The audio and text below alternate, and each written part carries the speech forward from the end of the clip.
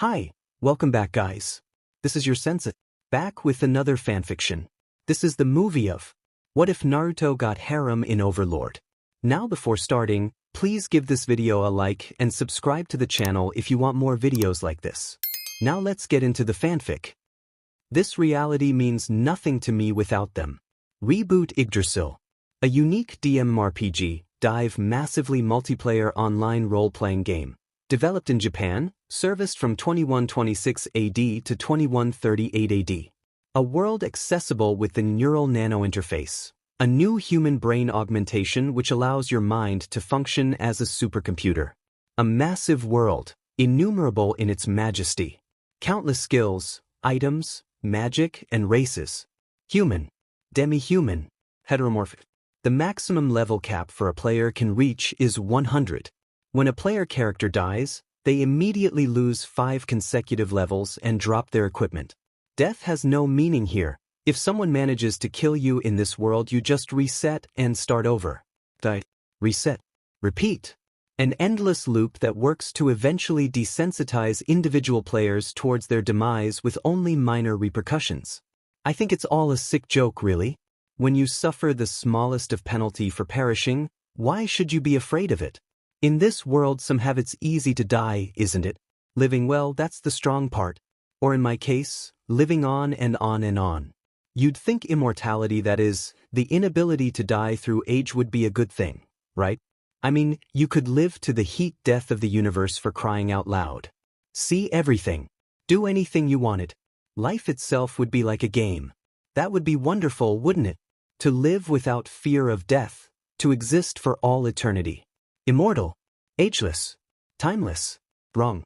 I despise life. I abhor life. I hate life.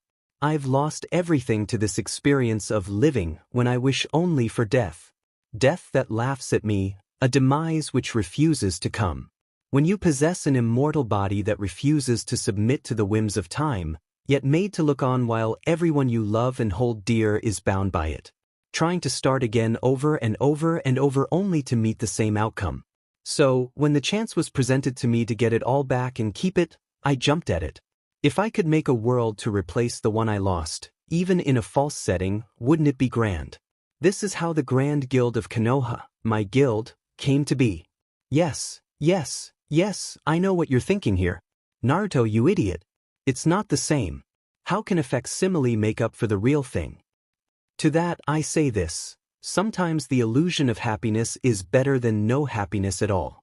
That's Madara logic right there, but what else could I do? Being ageless doesn't give you godly powers, you know. It doesn't matter how strong you work to preserve life, eventually, some way somehow, your precious people will die and you can't do anything about it. Damn. If I could have brought them back by my own power, I would.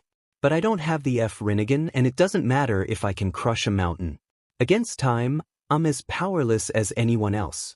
Forced to watch as my friends and family grow old without me and wither away. To see them pass on and be forced to march over their corpses. It's not fair. I refuse to acknowledge that reality. No, I reject it. So I threw my old life away and flung myself into fantasy. My guild, Konoha. And now that world is about to be taken away. The Guild of Konoha. Naruto watched the timer like a hawk. Tick, tock, tick, tock. It was there in the corner of his vision, a steady clock winding down to the end. He'd thought about blocking it, but decided against it on a whim. Every last second in this world was precious to him, and the anxiety that plagued his heart was a small price to pay for the appealing gem he'd crafted. Even if it did feel like a hollow pane of glass without the rest of his friends. Still, the first level and cityscape of his village was wonderful for the eye to behold, even as the sun slowly set over the stern stone faces. It almost reminded him of Harem, even if he had added a few embellishments. Atop his dragon bone throne, he cast his gaze down and found himself alone. Again. Nobody can. He elf sighed, shoulders drooping regarding the 9 empty seats opposite him, the empty village below. I'm not surprised. It's not like I've been the most social guy lately. Still, a gauntlet imperceptibly tightened around the black staff in his hand. I wish they'd accepted my apology. His avatar was a thing of terror in its towering crimson plate, over which a cloak of white and red was cast, seeming to shimmer with flames. Neither man nor beast but something trapped between the two. He'd chosen a dark elf as his character. A strange hybrid of sorts and one fashioned to look like him, if only with slightly darker skin and the trademark ears that came with this particular race. He'd made it on a whim. It allowed for equal parts magic and warrior skills such as they were in equal measure, and while they couldn't quite measure up to the massive strength he wielded in reality, they were still a close second. A diamond shame Yggdrasil wouldn't let him toss raisin shurikens around but tick. Unbidden, his gaze strayed back to the timer. Less than 5 minutes remained as of now. Mismatching blue-red eyes narrowed. Damn it. Roaring, he leaped from the throne, moved an open palm at one of the stone faces and called a 7th-tier spell. Countless algorithms flared to life as the blast of wind roared from his palm, calculating the magical strength of his avatar, the amount of MP he still retained, as well as the indestructible environment. In the end, his ill-thought-out spell simply caromed harmlessly off one of the 6 faces and arched away into the sky. The NPCs below didn't react, likely because they perceived an attack from their lord as a non-threat. Despite that, Naruto immediately felt guilty for his actions and cringed.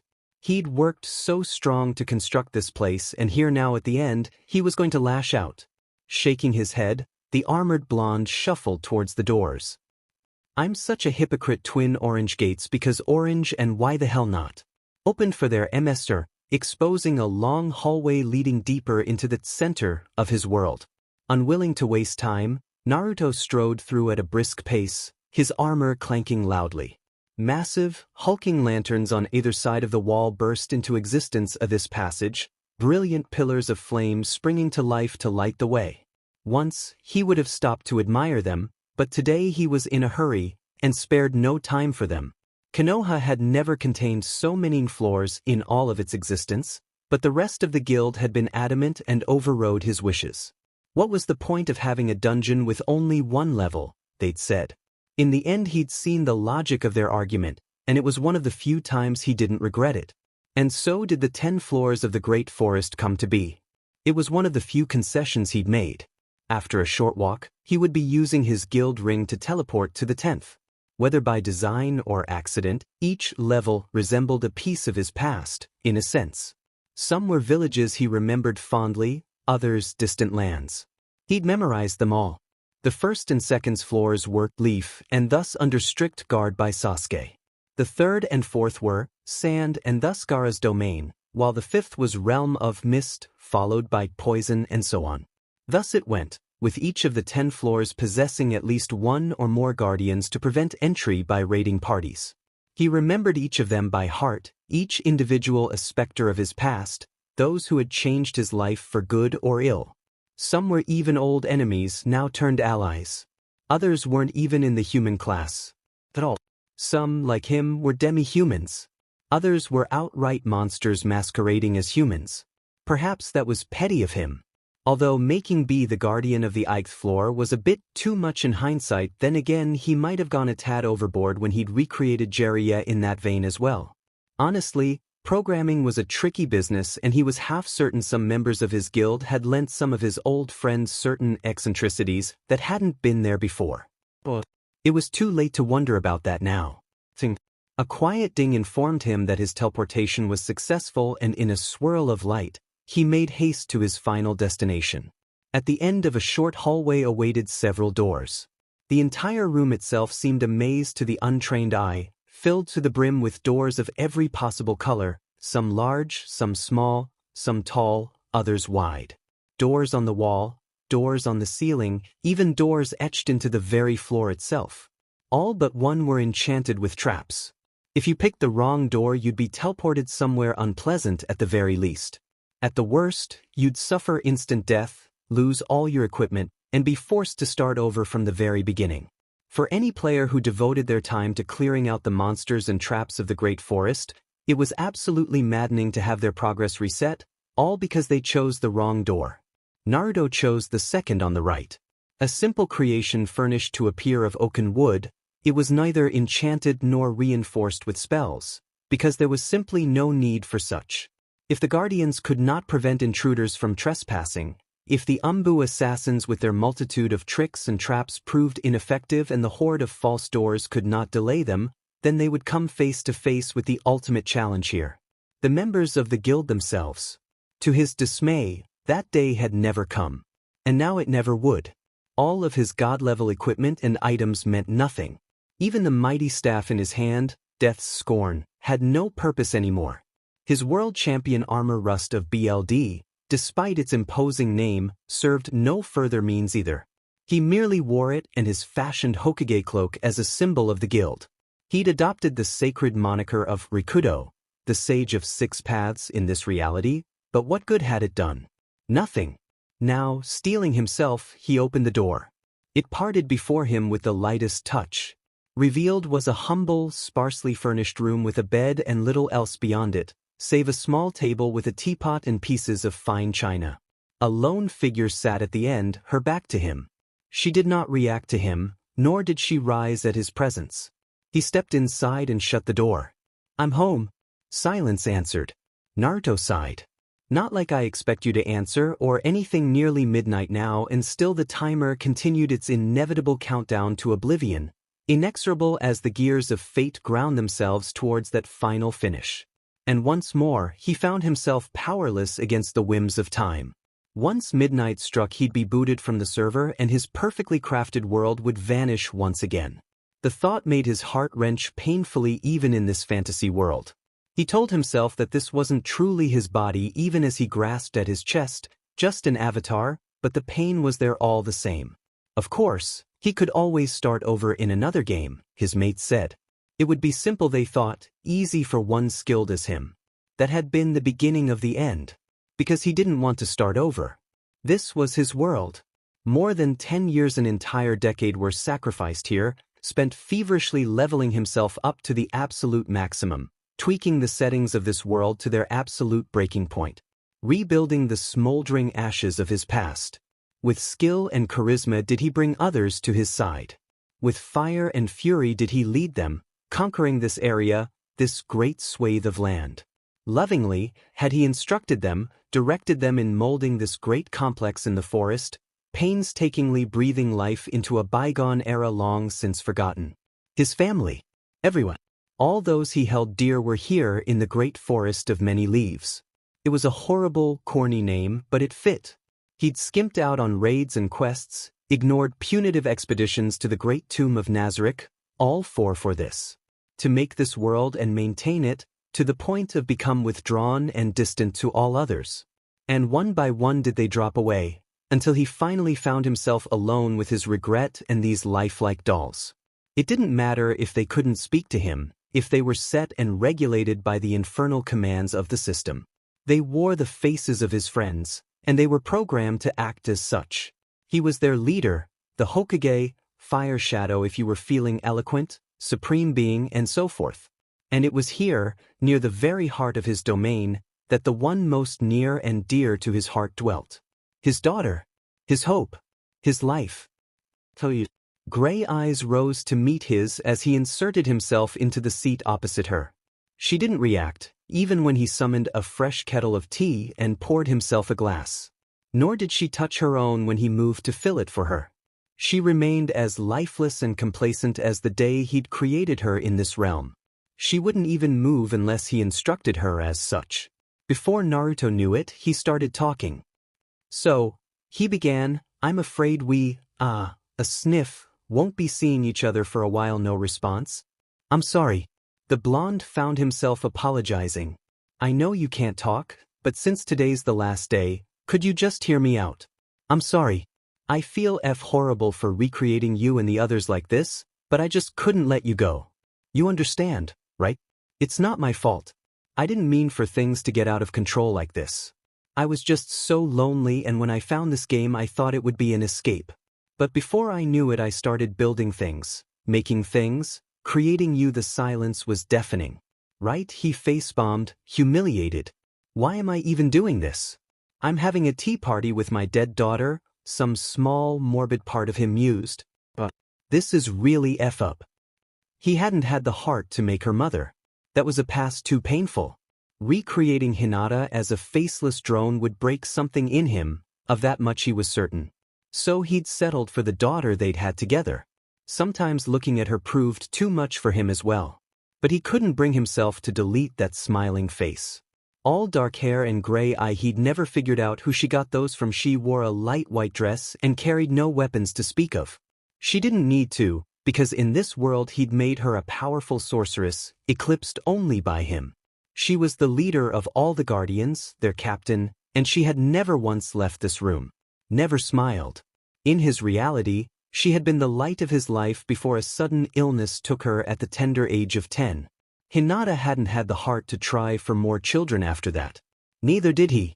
He'd painstakingly written her backstory and programming to the letter, yet for all the good that had done, she would not change. "Drink your tea," he instructed. As ever, his daughter didn't respond verbally, only nodding and moving to comply. A small hand fell to the glass and raised it to her lips, her blank expression never changing. Not a once. Even something as simple as this was bending the rules. She couldn't do anything else. Facial expressions were not something Yggdrasil was yet capable of. Perhaps the next game would contain this much-needed improvement. Perhaps, if he didn't lose his mind first. If madness didn't take him from losing this, his last bastion of sanity, false though it was. Smiling at his expressionless daughter, Naruto felt something in him break. Good girl. In his peripherals, the timer counted down to the last 30 seconds. Naruto sighed quietly, shaking his head. He could think of no better place than to spend his final moments in this world. This would do.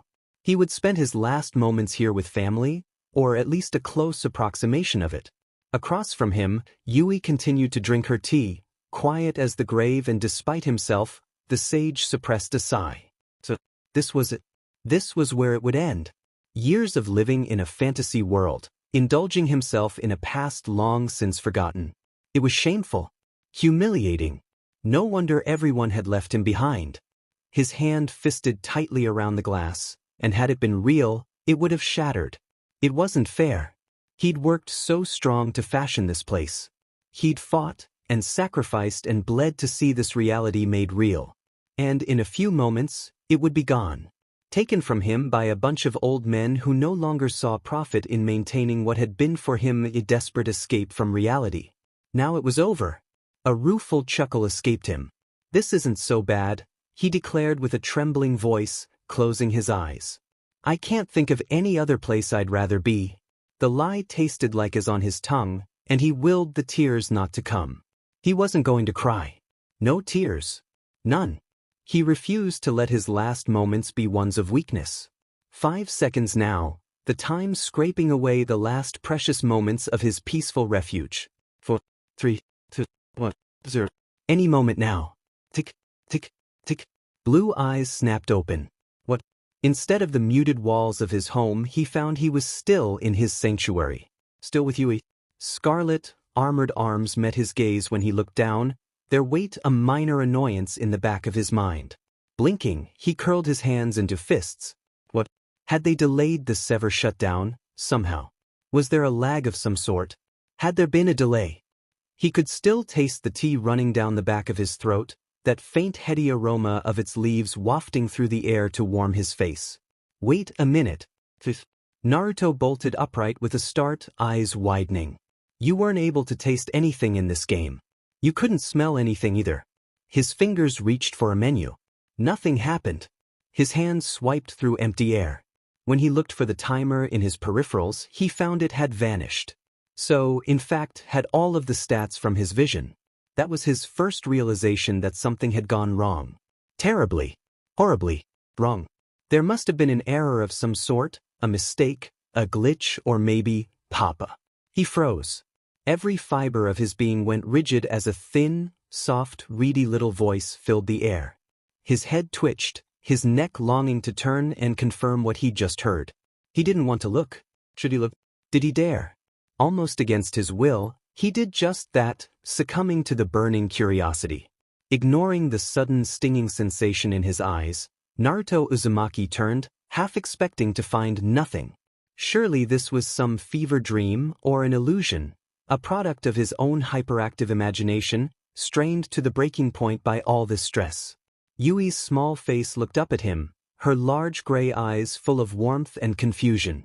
As he looked on, baffled, she tilted her head. Then she spoke again.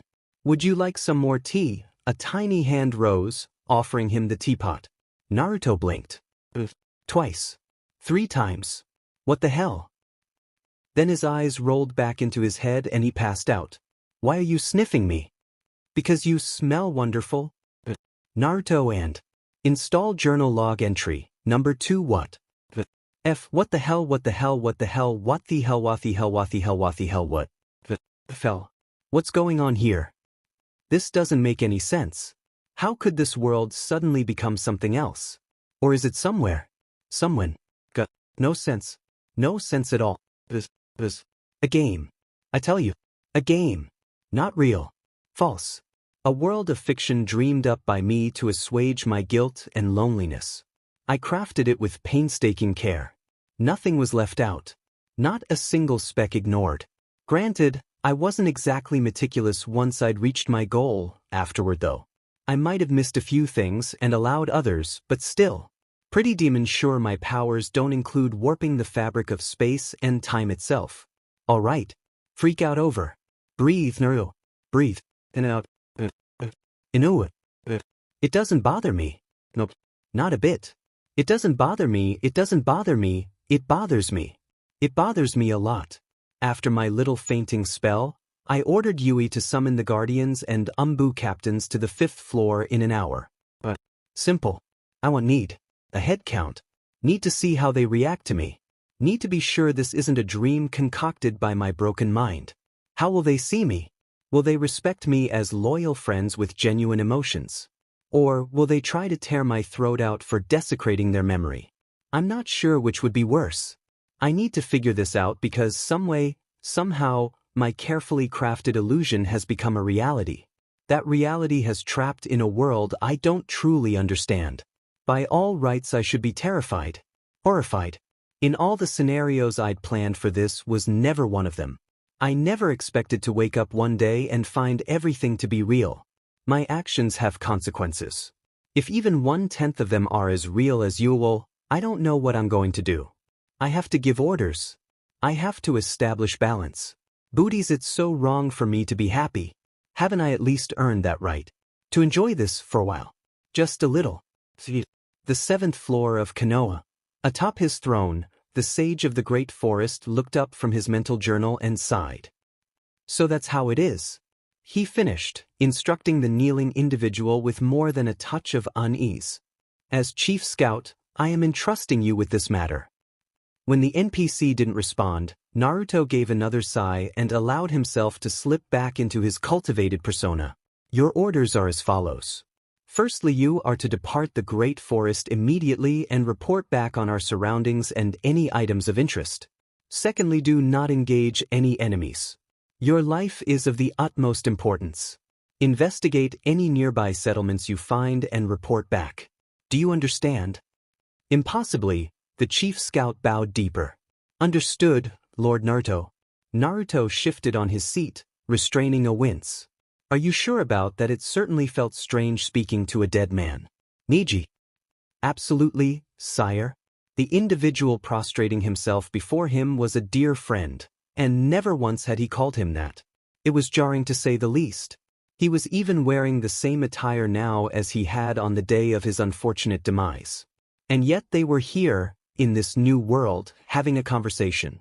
A stilted one, mayhaps, but still, and stop calling me that. Niji blinked, a look of dismay crossing his stoic features. But sire, for a supreme being such as yourself, fine. Naruto waved a hand, shushing him. I get it. Now go. I expect your report in an hour. Yes, sir. Stop that. The Hyuga offered the ghost of a smile and departed in a swirl of leaves. Not a moment later, Naruto's right eye began to twitch. Ruined, he grumbled to himself, staring at his surroundings in vain. When the hell did this happen? My appealing garden. Soiled. Were one to follow his gaze, they would soon see what had driven the blonde to madness. The 7th floor of Konoha resembled something out of a gladiator's wet dream, A towering amphitheater reminiscent of the great his very first Chunin exam, so long ago. In the beginning it was a thing of beauty, a sheer and pure reflection of his trials so long ago. Now, the resemblance proved only passing at best. Still, it was the arena of Konohave. Their Chunin exams had been in Colosseum filled with torches and spikes and all other manner of garish instruments and overseers. It looked like a massive open-air torture chamber. My perfect world has been corrupted by those perverted idiots. The blonde quietly bemoaned, palming his face. This is what happens when I let others run loose in my paradise, Papa? Blue eyes snapped open with a start. What? Naruto blinked, shifting against his throne. Now that he could actually feel it, he was beginning to wonder if he should just melt the DMN thing down and build a new one. Sitting on a throne of blades. What had he been thinking? One of his more eccentric mates had insisted on it, and he'd let them have their way on a lark. They'd gone on about it being the pride of the Seven Kingdoms, or some such, a passionate plea that eventually moved him enough to yield. He was beginning to regret that decision now, as he felt the sharpened swords dig into the back of his neck and posterior, but he refused to show weakness. What the hell was Game of Thrones anyway? You started muttering to yourself after Uncle Niji left? Yui stated, her soft voice drawing him out of his reverie once more. Is everything all right? 'Twas nothing, he muttered, reflexively slipping back into character. I was merely pondering. Not a lie. He had been doing just that, but not on the matter, she thought. An absent hand reached out, stroking her head and eliciting a pleased giggle from the girl.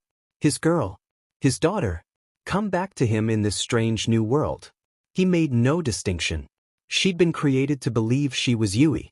She acted like Yui. She did all the things his daughter had done while she was alive. She acted like her, and unlike the rest, had been painstakingly programmed with every memory he possessed of her, for he knew her best. She lived. Had a pulse. She laughed. She cried. She smiled. In his eyes that made her Yui. She simply had crazy magic powers this time around. A bit of an improvement there, actually.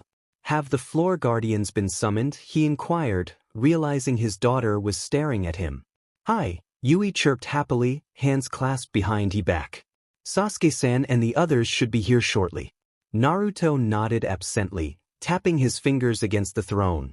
Good day, Papa. Mismatching blue-red eyes turned back to his daughter, his head still swimming with dark thoughts. As such, Naruto found himself rather stymied when her small hand reached out and clasped his. Pale fingers gripped down on his armored gauntlet with surprising strength, snaring both it and his attention in one fell swoop. The quavering yet determined look in those silver-gray eyes did far more to rebuke him than any blow possibly could. Clasping his hand tighter, but tentatively, almost as if she were afraid he would pull away. Can we go out and play after this? Something in him melted. I'm such a fool. Shifting in his grand throne, the armored blonde leaned forward and placed his free hand atop hers. Of course, he soothed, patting her head. As soon as I've conducted my business with the others, we can play to your heart's content. Dream or not, he was in no hurry to escape this world. If this was the one and only place where he could be reunited with his daughter, then here he would gladly stay. Her smile was pure sunshine. Still, what was taking everyone so long? He tried to recall each of the floor guardians and their subordinates by heart and found that, suddenly, he couldn't. He knew many of the guardians themselves, but then there was the Umbu division and he'd never really spoken to many of them, save but for a handful. Not to mention the creations of his allies, and there were no counting those. Oh, he knew his quite well. He simply realized that this change might have altered them as well. Part of him remained stoic on the matter. He felt calm. Almost oddly so. His panic hadn't lasted long at all. In fact, he found himself almost pleased by the situation. Curious but pleased.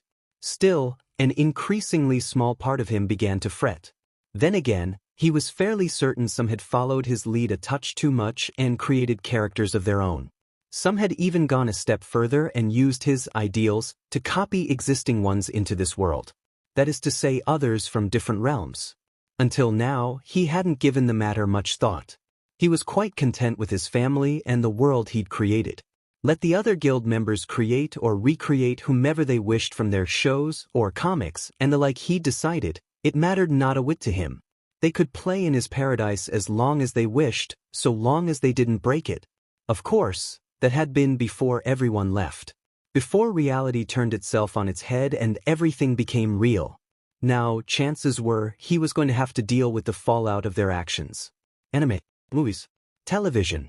Who knew what manner of characters they might have created when he wasn't looking. To be perfectly fair, Naruto never was and had never been one to indulge in such things. Not when he had a world to recreate.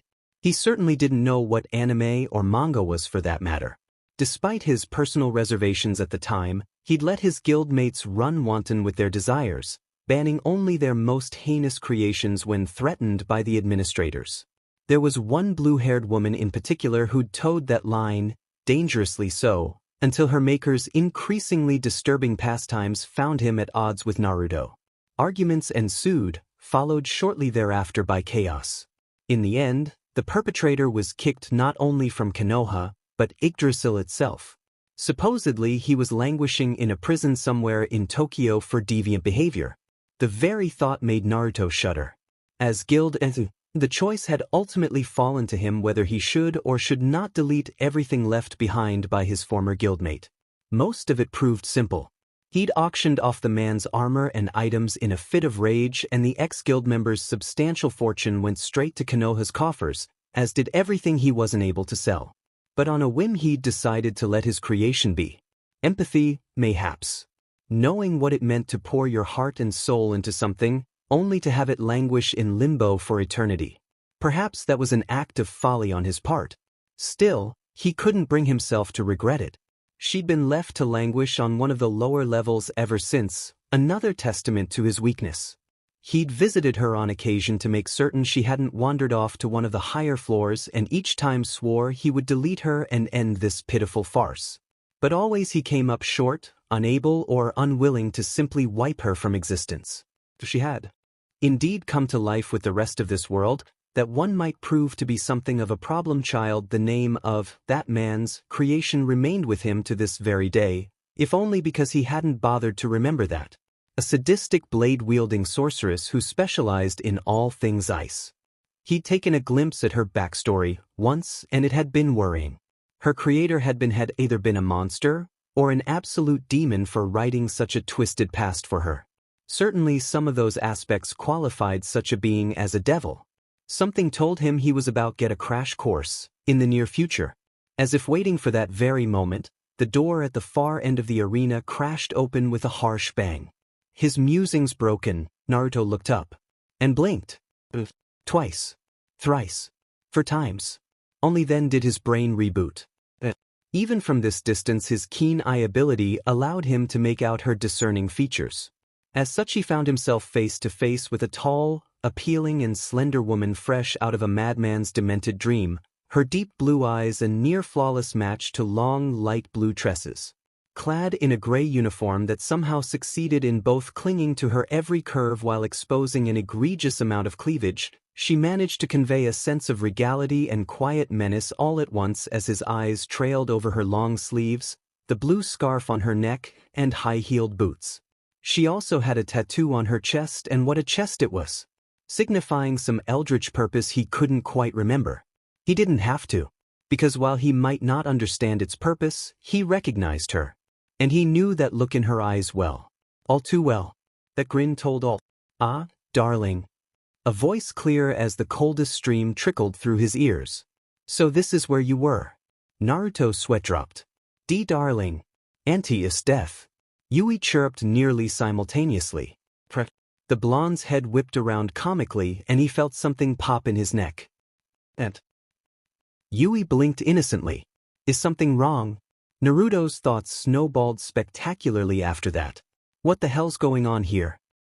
Backing away, mind reeling, he struggled to understand this sudden and unexpected turn of events. I didn't add that. Did I know? I would have remembered. Did someone mess with their backstory? No, I would have been notified if something like that had happened. Did Astetha's creator write something like that in her own backstory and now it's affecting reality? Is that it? Damn it, Goku. You just had to get the last jab in, didn't you? Ma, darling. You aren't thinking of running away from me, are you? Run. Naruto's head snapped up. What are you talking of? He suddenly realized that his death was still advancing. A feral gleam glimmered in her ice-blue eyes. The dark elf nearly choked on his spit. Oh, CRP. That was all he had time to muster before the brunette burst into a mad giggle and burst forward at the speed of sound. She did not pause nor did she slow down, simply launching herself from one end of the arena to the other in a single leap before throwing her arms around his neck in a hug. The sudden and sheer momentum behind the embrace caught the sage woefully off guard, slamming him off his feet and back against the throne with a dull thud. It wasn't enough to do any real damage, mind you, thanks to his passive regeneration, but he now had a rather buxom beauty in his lap. And for the life of him, he didn't know what to do with her. Ah, my precious darling. A wet tongue flitted between full lips as Esteth ground herself against him, her expression bordering on euphoric.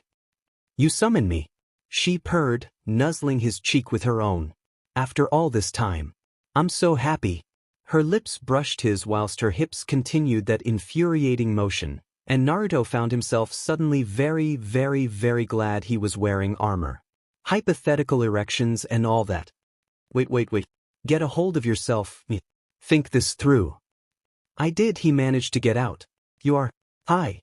Her face was eagerness personified. As head torturer, I watch over this area with Madara-sama. So when your summons reached us, I hurried here ahead of him. She did. Semantics. Then the rest of her words hit.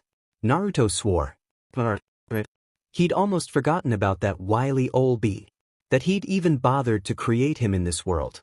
Not one of his better ideas, there. To be fair, he'd been feeling spiteful at the time, and he'd tried to scale down the man's madness the best way he could, by simply cutting it out. Less crazy was always a good crazy in his mind. Way less crazy. It also brought up the manner of loyalty. Yui was Yui, so he didn't doubt her, but he had yet to confirm the loyalties of the rest of the great forest beyond her and Niji. Still, there was one way to confirm his hypothesis. Alright, that's enough. He commanded, narrowing his eyes at Esteth. Get off. Yui's watching. There will be time for this later. Estetha's response was as swift as it was immediate.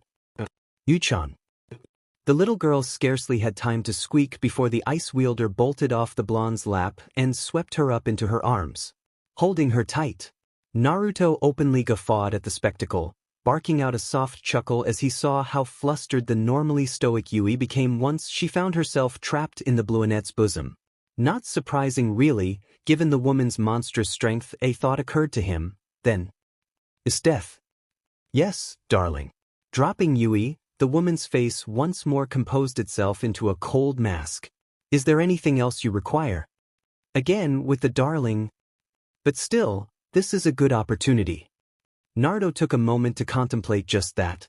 Well, I wanted to test some things. Blue eyes fluttered in a blink. You mean a spar? Naruto shrugged. Oh yeah, that'd work. Are you smiling? Estetha's only response was a soft hum. No reason, right?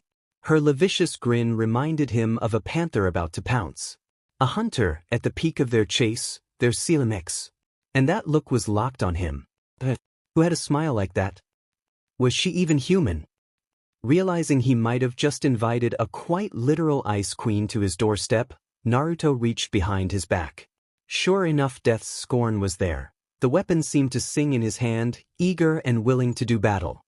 Giving it a light twirl, the dark elf deemed it satisfactory and against his better judgment, leveled it at Esteth. I'll be intruding for a short while, then he declared. It's no intrusion at all. Esteth shook her head rapidly, her eyes glazed. Please, give me all that you are. All right, Gokuen was clearly off his rocker when he made you. Glancing at his staff, he frowned. Focused. Felt the power within. Harnessed it to the staff and, let's see here, lance of ice. Esteth merely batted the projectile aside. You should know better than to use ice. Naruto's only response was a toothy grin. Falling fireball. A massive ball of flame burst into existence over her head and dropped in the next instant, drawing a delighted cry from Yui and a wide grin from its intended target. Istetha's rapier flashed upwards to meet the searing sphere, effortlessly bisecting the blazing oval in a single, flawless slide. Bifurcated by the blow, the smoldering have slammed into the arena floor at her feet in a cloud of black smoke. Almost immediately, enchanted seals caught the intense magics and caused them to gutter out almost immediately. Did nothing for the haze obscuring her vision, however. It was into this fog that Naruto struck, slicing downward in a sharp vertical motion. He never made it. Instead of tasting flesh, his staff found itself impeded by a wall of ice. A stray thought converted his staff to blade form once more, and the frozen barricade parted before it like butter. Her rapier was there to greet him for the merest of moments, the unexpected strength of his blow driving her back half a pace. Taking hold of her wrist, the blonde swung her down into the ground, momentarily forcing the brunette to give ground once more. This drew a snarl from her and her knee shot up, smashing into his nose to drive him away. Now it was Naruto's turn to retreat, rubbing his face. Just now I didn't feel anything. But such strength. Istetha exulted, grinning as she brandished her blade. As expected of my darling. Blue-red eyes snapped towards her. Why thank you. That was all Istetha heard before death's scorn descended again, the last word punctuated by a roaring wall of fire. Naruto had to give her credit, because she retaliated almost immediately, diving out of the way and hurling a dozen skewers of ice towards him, burying the frigid splinters against his ribs. Again there was no pain. He didn't even feel it. The light knockback effect gave him pause, but still he felt not but the slightest twinge. Some level part of him became aware that he'd sustained some semblance of damage, of course, but the injury itself so minor that by the time he used life essence to glance at his health, his regeneration had already restored it. There wasn't even a wound. All right, either my hit points are insanely high, or she isn't trying to hurt me. Let's see if we can change that. Move a hand forward. He called upon his dwindling MP once more, and was well rewarded for his efforts. A trio of scarlet circles sprang to life before him, the spell leaping to his lips even as he focused and narrowed it to a single, focused point. Around him, his mana took another significant dive as its MSTR declared, Maximize Magic, Vermilion Nova. For the first time since their battle had begun, Istetha cried out in genuine pain. Engulfed in a column of fire, she staggered back a step, her hat disintegrating as she hurriedly cast it aside. Her ice magic flared not a beat later, extinguishing the roiling pillar of flame, leaving her slightly singed. Perhaps he'd gone a bit overboard with that spell. Istetha looked like she was actually hurting now, favoring her right side. He wasn't expecting the laughter. Ah, my darling. She cackled in dark exultance, eyes wide with malevolent glee. That really hurt? Are you a MSCST or SDC? Naruto blanched inwardly. Outwardly he grinned. If you have a problem with it, then make me stop, Istetha, he declared. Make you stop, she balked. I want you to hurt me more. Then attack me with all that you have. It was exactly the right thing to say. Blue eyes narrowed to hungry slits. Triplet maximize magic, hail pounce. Naruto watched the azure aura stem from her body, restraining a frown. Now why does that sound ominous? His words trailed off as a towering shadow swam into existence overhead. The towering glacier, for nothing less could possibly describe its majesty, was a sight in and of itself, easily large enough to plug the arena 3 times over and crush everyone within. It seemed to remain stationary and airborne only through the sheer will of its atlas. Then it fell from on high, eclipsing every thought, blocking out all the stars in the night sky, and coming for them all. Despite himself, Naruto felt his jaw briefly come unhinged. That was overkill, wasn't it? Definitely overkill. It had be overkill. The very idea of a spell so ludicrously overpowered even existing in this world was enough to boggle the mind. But it also made him wonder, just a little bit. Then he started casting. Greater hardening. Naruto remarked quietly to himself, his body shimmering as the requested buff took effect. Greater strength. Penetrate up. Wait, why am I doing this? Let's try something else. Slowly, painstakingly, he opened the fingers of his right hand, this time without channeling MP of any sort, reached for the wind. Could he perhaps use chakra in this world? To his initial disappointment and surprise, he immediately felt his mana points drain despite his deliberate effort not to use them, but on the same level the wind answered, gathering in the palm of his hand. Rotation. Bent to his will like an eager servant to form a Rasengan. Not satisfied with this paltry achievement and keenly aware of the glacier bearing down on him, the sage pushed the elements still further, bade the air reply. And the air answered. A keening shriek rose around him all at once, filling his ears with the humming cry of billions of minuscule air blades. His penultimate technique chirped sharply as he focused on them anew. To his great delight, the spell compacted still further when he forced his will upon it, though restraining it as such quickly sapped his mana to the point of oblivion. But it worked. Delighted, he stepped back and assumed a pitcher's stance, arm cocked and ready to throw the snarling sphere into the rapidly falling berg. A lone word snaked past his lips. Raisin Shuriken. Then he launched it. Isdeth must have realized his intent, because she snatched hastily summoned a dome of ice to protect herself. Yui simply raised a magic barrier of her own. Each had good reason for this, having sensed the sheer power of the rapidly ascending sphere, a sphere that had just made contact with the falling glacier, and oh dear, the resulting explosion was nothing short of cataclysmic. And woefully short-lived. Great chunks of ice imploded as countless microscopic blades went to work against them with single-minded resolve, tearing into the tundra at an insatiable pace. Within seconds, the once formidable falling berg found itself rendered into so many harmless snowflakes beneath the Vigorar's attack. Soon not even those remained as the hungry needles of wind sought out, exterminating them with great prejudice. Isdetha's icy cocoon only fared marginally better, shattered and sundered in its last defiant act of defense, while Yui, having distanced herself from the attack, hadn't sustained so much as a scratch. Both were looking at him, utterly baffled. Naruto stared at his hand as the last of the snow guttered out, frowning thoughtfully. Any delight he might have felt was masked by the strange sensation emanating from his right arm. This was confusing. He most certainly hadn't been able to toss jutsu around in this game. Yet using magic just now, he'd managed to create an amalgamation of the Raisin Shuriken. But it cost mana. As he thought, chakra was not so easily accessed in this world, if at all. Could it be that he'd have to rely on his own raw strength and MP to survive in this new realm?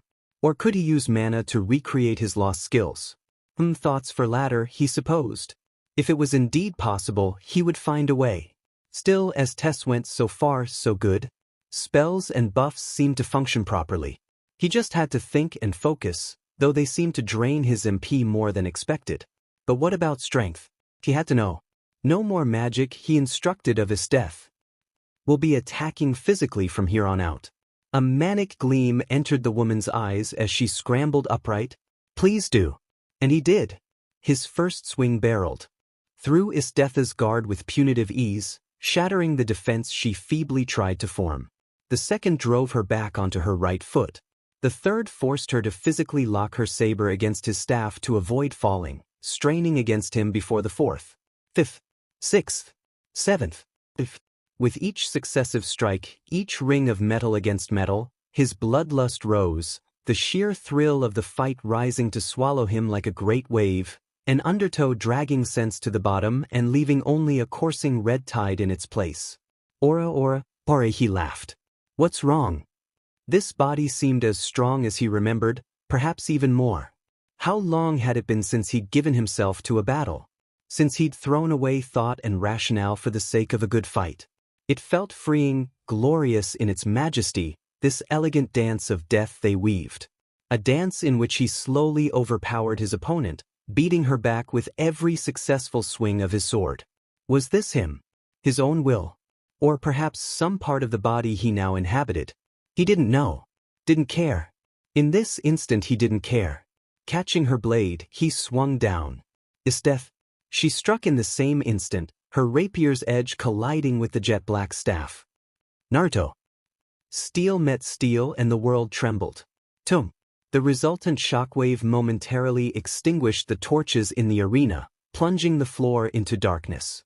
By the time they sputtered back to life and illuminated the area, it was over. Yui blinked slowly, rubbing the soot out of her eyes and struggling to make sense of what she was looking at. Slowly, a wide smile dawned on her youthful face. Isteth lay pinned to the wall on her back, the edge of death's scorn brushing her neck. Her own weapon reduced to little more than a shard in her grasp. She was still smiling somehow, despite her injuries. Despite his own raging battle fever, Naruto found himself matching the grin. Something deep within him remained overwhelmingly satisfied by her efforts here today. The red haze that once obscured his vision had receded at last, his thought his own once more. And then she spoke. "Have I satisfied you, darling?" His instinctive answer was yes, but something in him pushed the word aside and ventured into the realm of grandiose. "Throughout all these years, you have been dominated with an iron hand," he declared proudly, taking her by the shoulders with both hands, causing her blue eyes to widen. "When your back should have been broken, you stood tall. Though the one who created you left you to rot, you still rose beyond him. To stand against me and cast such a mighty blow. I'll give you tease at this moment you are strong." Her eyes watered. "That's the greatest compliment you could give me, oh." Whatever response Naruto might have mustered was summarily drowned out by a loud shout. Naruto arched an eyebrow. Red-blue eyes swiveled in place and found themselves riveted by a familiar CRP of purple hair. That, and the fishnet mesh the owner of said hair wore. Or maybe it was the trench coat. Problematic. Well, even in another world, Anko was still Anko, he supposed. Eyes the color of poisoned honey glared bloody red daggers at his death, snake-like slits narrowed intently on the battered woman. For a fleeting moment he struggled to remember why her eyes reminded him so much of Orochimaru's, right? She'd absorbed the old snake BSTRD towards the end of the war when he tried to take her chakra. Good on her. Better the crazy woman you knew than the madman you didn't. Of course, said woman was now bearing down on his death with an aura of pure malice. "So, what the hell are you doing with Naruto-sama? Again with the sama?" The brunette smiled gracefully. "Whatever he wants me to, beach." "Ha. Oh, I'm sorry." Isthetha's laughter muffled itself behind her palm. "I thought I heard a dog whining for her emissary's attention, but it was just you." Anko hissed, fingers clenching into claws. "Why, you sadistic little. I'll poison you to death. Not if I freeze you first." The head torture replied genially. "I'll cut your heart out." "I invite you to try." "That's enough, you two," a harsh voice interjected. "Can't you see your antics are upsetting the Supreme One?" Grateful for the interruption, Naruto performed a sharp about-face, leaving the two women to bicker at his back. "Oh, thank God. You have no idea how awkward that was getting, Sasuke." At the mention of his name the Uchiha shuffled forward. As if he'd been frozen in time from the moment of their final parting, Sasuke Uchiha stared back at him, his visible eye, that of the Rinnegan, staring calmly outward at him. Overwhelmed by emotion, Naruto nearly gave into his relief and clapped the man on the back, pausing only at the last instant when the Uchiha drew up short. Others were arriving now, but he paid them no mind. He was still trying to reconcile the fact that his good friend and rival was standing here before him. He settled for a teary grin at the sight of his old friend instead. "It really is good to see you again." The man in question paused. "Informal as ever, Naruto-sama." Naruto croaked. "Sama. Floor guardians of Konoha." Yui barked suddenly, causing him to start. "Bow before your lord and emissary." There were a fair number of them indeed. Numbering nearly 10 in all, as one, they dropped to a knee, and he found he recognized them at once. Guardian of Floors 1 and 2, Sasuke exhaled quietly. "Uchiha Sasuke. I bow before the Supreme One." Guardian of Floors 3 and 4. Gaara exclaimed in his gravely voice. "Sabaku no Gaara. I bow before the Supreme One." Guardian of Floor 5. Mei purred, her green eyes locking with his. "I bow before the Supreme One." Guardian of the 6th floor, Anko Mitarashi grinned, momentarily breaking character. "I bow before the Supreme One." Guardian of the 7th floor and head torturer, Madara and his death intoned. "We bow before the Supreme One." Guardian in 8th floor, Killer Bee rumbled, "Need I say more? I bow before the Supreme One FO show." Guardian of the 9th and of the Sannin, Jiraiya grinned cheekily. I bow before the Supreme One, Captain of the Floor Guardians and your daughter. Yui declared solemnly, I bow before you, Papa. All hail the Sage of Six Paths, she declared. Banzai. As one, they lowered their heads. All hail the Supreme One. Banzai. Naruto blanched, mortified. Why were they bowing? The very idea of it should have been foreign to him, yet, part of him actually enjoyed it. To his great disgust. Frantically, he waved his hands. Guys, come on. Don't bow. In the end, a swirl of leaves saved him from the faux pas. Oh, thank God. That was getting awkward. Naruto-sama. Niji declared, somehow managing to kneel and bow all at once. I have returned. I come bearing important news. Oh good. Niji. Report. Understood. The scout dropped to a knee before him, one fist pressed into the dirt. I have discovered 2 items of interest, his old friend began humbly. The first seems to be a village of some sort. The second is a large structure far to the southeast of us.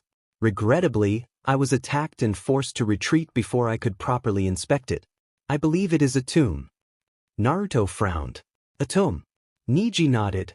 Well, we'll keep it in mind. If this new world did indeed have other denizens, he was in no hurry to provoke them. He'd assess his surroundings first, ascertain where the wilderness ended and civilization began. With that in mind, he ordered Niji to observe this Karn village and await further orders. There is one last thing I would like to ask. He intoned, yielding at last to his curiosity. What am I to you all? First thought. Our leader. Dark eyes met his unflinchingly. The one who built this great village and strives to protect it. A goal to strive towards. Gar. One who always takes others into consideration before acting, the reedy head intoned. Niji. Blank eyes regarded him. A thoughtful liege who cares for his minions. May. Full lip quirked in a small smile. The man who cast his existence aside to bring us back from the brink.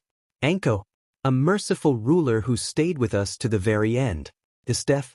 The epitome of perfection. And the man I love. The right. Manar. The Ancient One seemed to consider that for a moment before he replied.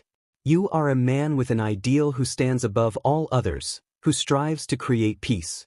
You cast all aside before you in your wake, as a supreme being should. Unbidden, he shoved his head deeper into the dirt. I am humbled to serve you. B. A thriven ruler who goes with the flow. Sage of the Six Paths, your strength ain't for show. Naruto nearly face-palmed. Jiraiya, the epitome of a gutsy hero. Naruto colored a bit at that. Lastly, his daughter beamed him a beatific smile. Everything. A silence followed. Naruto chuckled into the palm of his hand. Then, surprising even himself, he began to laugh. It was a deep, throaty sound, one that had no business issuing forth from a man's mouth. Yet it did all the same. His cackle caught the assembled guardians completely unawares, several of them starting violently as he doubled over, physically clutching at his stomach to prevent himself from coughing. Yes. He understood now. He'd been a fool to ever doubt himself in the beginning. Simple. It was all so simple. I see. So that's how it is. Still chuckling, he spread his arms wide in benediction. Then, as leader of Konoha, I command you. Mismatching eyes gleamed brightly. Go out into this world and spread my name. I am Ain's oil gown. I am Uzumaki Naruto. Stop copying me. Ah, you first. Naruto and Ain's. Everybody wants to rule the world. Niji detected the soldiers long before they were aware of his presence. Having been assigned to observe Karn village by his lord and he had taken to his task with a singular determination that only a ninja could possess. Instead of resolving himself to merely observe the village, to watch from a distance as Naruto had commanded, he'd chosen to exceed those orders. Go above and beyond. Thus, in lieu of simple surveillance, he elected to approach his targets directly. What seemed like a daunting task soon proved itself anything but, for the villagers did not see him as a threat. Even with his pale eyes and astoundingly long hair, he was still human and thus, they did not deem him a threat. It was a resounding success. The people of Karn welcomed him with open arms and glad hearts, wholly without reservation. Though his long hair earned him the envy of some women, inexplicably. And so the chief scout dutifully spent 3 days among them, doing his best to make himself useful, all the while quietly reporting back to his carefully deflecting any inquiries pertaining to his identity. If the villagers were at all aware of his duplicity, they didn't seem to mind. One might have thought that strange, but Niji knew better. These folk were honest and hardworking, utterly incapable of duplicity. A good sort, to be sure. The village itself was a good place, he decided. This humble series of shacks and those who dwelt within worthy of protection. One about to be ruined by these rampaging buffoons riding in on their steeds. Of course, said buffoons had never anticipated a shinobi. Said shinobi immediately sent a message to Konoha. Naruto-sama. The reply was immediate. Oh, Niji. The distant crackle answered almost immediately. Was wondering when I'd hear from you. So, what's up? I could ask you the same thing, sire. Niji restrained a grimace. Are those explosions? That'd be Yui. I promised I'd play with her today, so I see. You're not in Konoha, then? No, I'm somewhere north. What? Niji relayed the information. All right. Withdraw for now. I'll be there in half an hour. If they're going to attack like you think, we'll crush them. I cannot agree to that. What? Don't be reckless. You're not built for front-line fighting. Just be patient and I intend to protect them. Even at the cost of my life. I will utilize my trump card if I must. Don't you dare. Well then. Straightening from his place at the well, the last Hyuga cut off the message, flicked a few beads of sweat from his brow, and stood. I suppose I should change. Heedless of the startled squeak beside him, the man took hold of his rough-spun tunic and gave it a harsh yank, shedding it and the rest of his humble clothing in favor of his high-tier equipment. A proud leaf headband materialized on his forehead, taking the place of the plain-looking bandana he'd been wearing mere moments before. Then the rest came rushing back at once, culminating in the end of Niji's humble yet nevertheless faux existence as a traveling bard, and returning him to the somber, cherished role of a ninja once more. He was almost sad to leave this role behind. Still, needs must to the eyes of anyone from Konoha, he supposed he now resembled a upper-rank jounin, the sole exception being a weighty ebony gauntlet on his right arm. The apparatus sheathed the entire limb to the shoulder in sleek black metal, the joints flexing and stiffening as he made a fist with it. Rather ironic, given the gauntlet's name. God's Fist. Truly a masterwork. That he was able to equip the weapon so at a moment's notice was due in no small part to the fact that he'd been wearing them all along, simply disguising the superior equipment beneath layers of thick clothing and cloaking magic. Then he turned his head to gaze upon the one who'd witnessed his change. Enri. Hi. She stiffened beneath his cold stare, brown orbs wide. Niji thought she would have made a fine student in the ninja arts, if a tad shy and gentle. Now was not the time for either. Fetch your family and run to the forest. Tell everyone you meet to stay inside their homes. The once distant clatter of hoofbeats was rising steadily now, and he realized his warning might not make it in time for some of the villagers, but better late than never. What are you waiting for? He admonished when she initially hesitated. Go.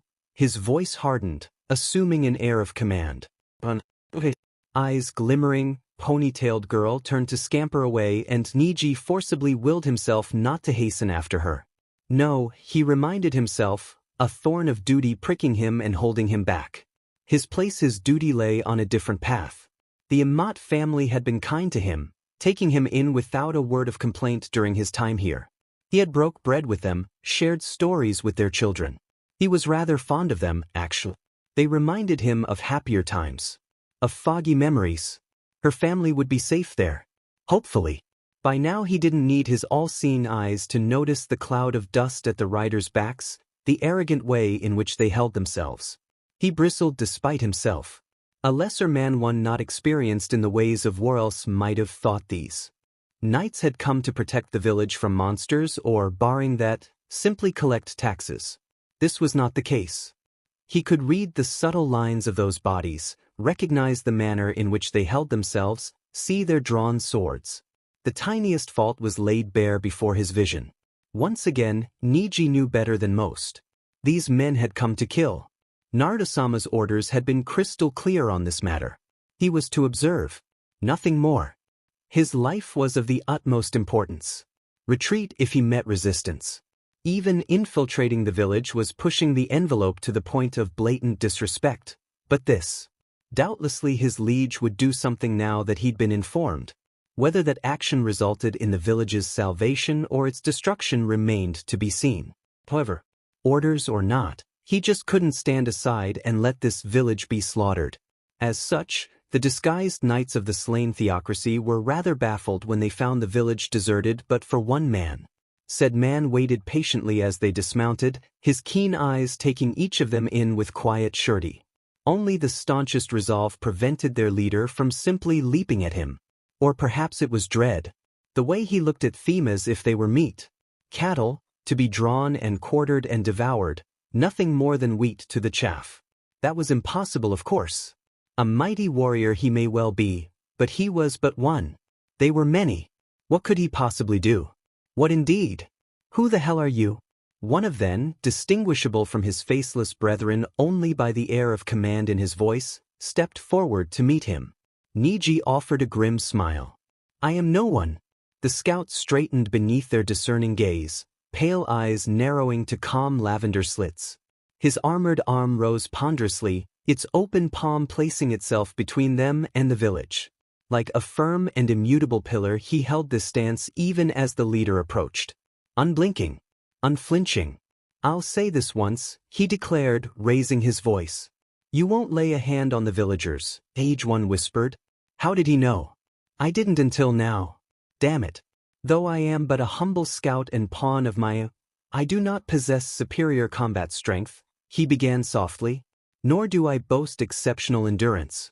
Yet I can declare with utmost certainty that I am stronger than each and every one of you here. If you attack me one by one as you are now, his hand curled into a claw, you will die. Why, you arrogant little crunch? He got no further than that as Niji stepped forward and struck, driving two fingers into then through his unprotected larynx. A spurt of BLD heralded the man's end and scowling.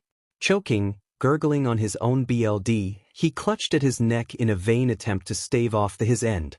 To no avail. A flourish of the ninja's hand declared the knight's end, ripping the taut digits free and leaving him to topple backwards, tumbling to the ground like a felled tree, all the while pawing at the coin-sized hole in his neck. His companions turned disbelieving. I chow. Niji exhaled calmly, uncaring of the BLD dripping from his hand. I do not remember dying, he declared, raising that very hand towards the heavens. Yet, Naruto-sama emphatically states that I have already perished once before in this meager existence of mine. Therefore, white flames licked at the edges of his shoulders, gradually stemming across his body. In order to ensure that I never fall again, the gauntlet on his arm seemed to writhe before their very eyes, clambering across his collarbone, no, now his shoulders, consuming his chest and neck in the strange, reflective metal. To make certain that I should never cause his heart to wrench with sorrow, I will eliminate each of you with extreme prejudice. What the hell is this?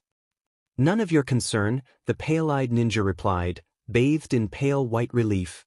Come at me prepared to die. Remarkably, they did.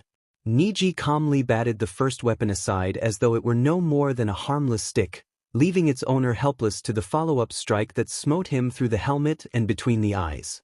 He caught the next, and subsequently drove that very same blade through the nearest knight's armored torso. By then the others were well and truly upon him, and the chief scout found he had no more time for thought. Only action. A mad dance followed, his arms a constant blur of motion as he struck, caught, riposted and viciously carved the fear of God into their very souls. 8 trigrams air palm. A wave of focused pressure shot forth from his palm, battering knights and horses aside, tossing them into the air with ease. Still they came. Rotation. Those nearest to him soon learned the folly of close combat, the high-powered spin grinding them to raw chunks of meat in spite of their armor. Still they came. Still Niji fought. Even then, it came as something of a surprise when he realized there were more than he'd initially surmised. Far more. Their numbers came at him relentlessly, knights willingly throwing themselves to their deaths for reasons he didn't understand. Some were even able to injure him, throwing their lives away, relying on sheer numbers to land blows that ordinarily would have been otherwise deflected. Something was wrong. He was certain he'd landed fatal blows, yet like puppets severed from their strings, still they came. To his great shame he proved unable to stop them all. Some escaped him and ran to the forest, no doubt determined to hunt down the villagers. He barred as many as he could, but even then his mind raced, frantically using his skills, trying to push past them, yet finding them more and more determined. Henry. She had to be safe. She just had to be. A distant shriek took that hope and shattered it on a stone wall of dread. White eyes widened. Forgive me, Naruto-sama. I failed. Who said anything about failing? In a roar of ice and fire, they came. The air split and rippled behind him as the gate formed, a portal of writhing flame and shadow connecting this reality to another. And out of its depths stepped two figures. He recognized the slim form of Esteth nearly at once, with her stark blue hair, as he did the two trembling figures locked tight in her arms. Wide-eyed and a touch pale, but alive. Henry. Mimu. Relief flooded him all at once and his legs went weak. But that weakness evaporated when he beheld the second figure stepping out of the writhing maelstrom of magic. Yes, because there, beside her, Niji went rigid, and would have dropped to his knees had his injuries permitted it. Ice-blue eyes flicked toward him, and he immediately felt a cool wave of healing mana settle over him with gentle certainty. His wounds mended as he lay there, gasping softly, exhaustion little more than a painful recollection. Even then he daren't move. The sheer aura of hate emanating from his liege prevented him doing so, despite the fact that the menacing miasma wasn't directed at him. No, that loathing was reserved for a very specific set of individuals. Eyes the color of BLD and blue skies swept past him, falling upon the knights. So, funny how one word can render you speechless. A single syllable carved through the silence that followed, all the remaining soldiers focusing on the one who had spoken. When that lone individual raised a hand, it was not to strike, or even to offer a hand in mercy. He merely flexed his fingers, eliciting a harsh pop as knuckles cracked. That lone gesture conveyed more than words ever could. I hear you like cutting little girls. Naruto Uzumaki, and Sage of the Forest, swept one hand through the air, casually tapping his staff against the ground. I take exception to that. Meanwhile, within the great tomb of Nazarick, Momonga was not pleased. No, not at all. 'Twas troublesome enough that he couldn't figure out how to work this mirror of remote viewing, but the events of the last 3 days were still nagging at him. Like a stubborn series of thorns that seemed to prick and hold him back, so too did the niggling doubts. The idea of other players being trapped in this world should have been a pleasant one. It would mean he wasn't alone in this world. Ordinarily, he would have preferred it to be someone from Ainz Ulgaun, but he wouldn't be opposed to meeting someone from one of the more insular guilds as well. He too was aware of the matter of the Great Forest. There had even been 2 conflicts there already. The first when an intruder neared the tomb, before Seabass subsequently drove him off. A scout. Then a second incursion, far more forceful than the last. Another act perpetrated by a lone individual. If he recalled correctly, that territory had once belonged to a certain man. Someone who'd been with the game since the beginning. A man who, knowingly or not, had helped to cement his longing to stay in this world. A man he both respected and on some level, disliked. It was almost ironic, really. If that individual had indeed found himself transported to this new world, then he supposed he should address him by his proper title. The Sage of the Great Forest. Even in the early days of Yggdrasil, word spread quickly through the grapevine.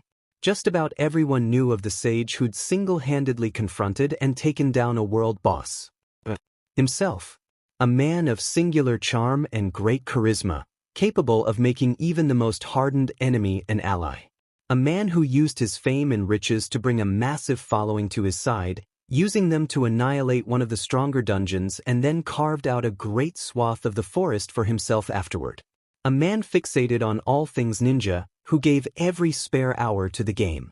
That scout had been designed as befitting his style. Did that indicate the presence of a player? Perhaps it mere happenstance. It certainly begged the question. As did yesterday's incident, commence flashback no jutsu. Tum. A deafening crash shook the great tomb of Nazark to its very bones. Every level trembled as one, then once again as two figures collided anew. None dared to investigate the source of the noise if only for the furious roars emanating from within. Deep, primal sounds, the snarls of two beasts locked in deathly combat. Two ancient beings older than time itself, each determined to slay one another to the very best of their ability. Butcher, dismember, devour. No measure of mercy was given, no quarter requested nor given. Another crash heralded the destruction of a wall, hurling a red blur through it. Chasing after the falling figure, a pure white blur struck. Purifying lance. The twisted sound of warped metal rose over a grunt of pain as the heavenly projectile slammed into the intruder's chest, causing it to cave. And then, inexplicably, the rust-red armor reformed. Metal defied physics and gravity alike, snapping back into his proper shape with a harsh crunch. As his attacker looked on, the intruder picked themselves up off the floor, clucking softly in amusement. Wow. The armored figure laughed, shaking his dented helm from side to side. I didn't expect to encounter resistance already. You're crazy strong, you know that? Shaltier blood-fallen grimaced, her mouth forming a thin line of annoyance. I could say the same for your defense. Raising their gaze, they found themselves face to face with a vampire of short stature, possessing the appearance of a buxom 14-year-old girl. She was a true beauty, with pale shiny skin, clad in a gorgeous dress. Those burning, stuck red eyes seemed to tempt you to your very soul, and fine facial features. Her silver hair lay tied in a ponytail, allowing others full view of her face. And what a fine face it was, the blonde blinked, realizing the egress of his thoughts. I see, charm. You can stop staring now. She goaded. Come, remove your helm. You are a supreme being, are you not? No one else could have survived such an attack. I see. So I've been found out already. No point in wearing this, then. Flung aside, the dented piece of metal clattered to the ground harshly, skittering out of sight in the darkness of the tomb, and the vampiress found herself staring down a dark elf with mismatching blue-red eyes. For a fleeting instant she thought she was staring at an older version of Aura or Mare, but for the eyes, whiskers, and wild hair. Then she recognized him, and the weapon he carried, that eerie staff in his hand, its signature helix-like shape slotting into place deep within her oldest memories. Shaltier lifted her dress in a demure curtsy, bowing politely. Pleased to finally meet you, Lord Rikudo-sama. Naruto blinked, tilted his head. But, wait a second. You know who I am? Of course. The vampiress replied, preening at the inquiry. How could I not? Your guild was our enemy and my victims described you at great length to me. Any enemy worthy of Ainsama's respect deserves to be addressed as such. Red eyes regarded him intently, burning like twin coals in the darkness of the night. Truly, it was fortunate of me to encounter you here. Now I do not have to ask Ainsama for his permission to seek you out and kill you. Even if you are a supreme being. The leader of Konoha sighed. Seriously? What for? Because I poked my head clang. His arms snapped up, catching the lance at the last instant. To his surprise, this one was very solid, a creation forged from the darkest of metals. It seemed to sap his strength the longer he held it, the steady drain clashing violently with his passive regeneration. Still, he daren't let go of the weapon for fear of her firing another one of her purifying lances at him again. That DMN skill really hurt. A few more of those would place his hit points dangerously into the orange, something he didn't want to risk with what little he knew of this madwoman. So, stalling, he forced a grin. Are you going to answer me or not? You are a threat to Ainsama's ambition, came Shaltier's chipper reply, her petite mouth splitting in a wide grin as she struggled against him. Even if he does not yet realize it, I cannot allow that to pass. Blue eyes burned gold. Well, that's adorable. Shaltier blushed and subsequently grimaced. I'm afraid I'm going to have to trample you now. For his sake, of course. Naruto beamed. I invite you to try. Po. And what can, Rasengan? Shaltier never saw his free hand snap forward, but she most certainly felt it as the spiraling sphere slammed into her stomach. Almost immediately it tore through her dress and into the flesh of her stomach. Shredding her impressive defenses as though they were made of paper, the sphere ripped the proud vampiress from her feet and hurled her through a wall. Even then it took nearly all the strength her current form possessed just to extricate herself from the snarling pressure against her stomach and negate it with a burst of magic destruction. Got you? The blonde was there even as she swung her lance to cancel the spell, taking advantage of her brief immobility. His fist filled her vision with terrifying speed, armored knuckles swooping down on her startled visage in a single blink. Crunch. Shaltier found herself uttering a very unladylike shriek when those knuckles barreled into her face and launched her into the ceiling. A cloud of dust answered, the thick stone cracking before her passage, trapping her, wedging her very form against the mortar. Seething, she cast a smoldering glare down at the blonde.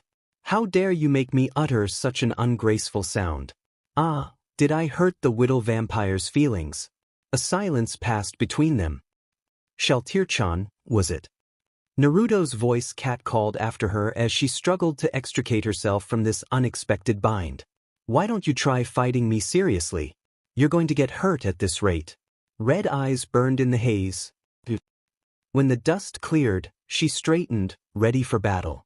Shaltier stood tall and proud, clad in full-body armor dyed in BLD-like crimson color. Only the face had an excess, revealing a large hole in the helmet which was shaped like the head of a swan, with bird-like feathers protruding from either side.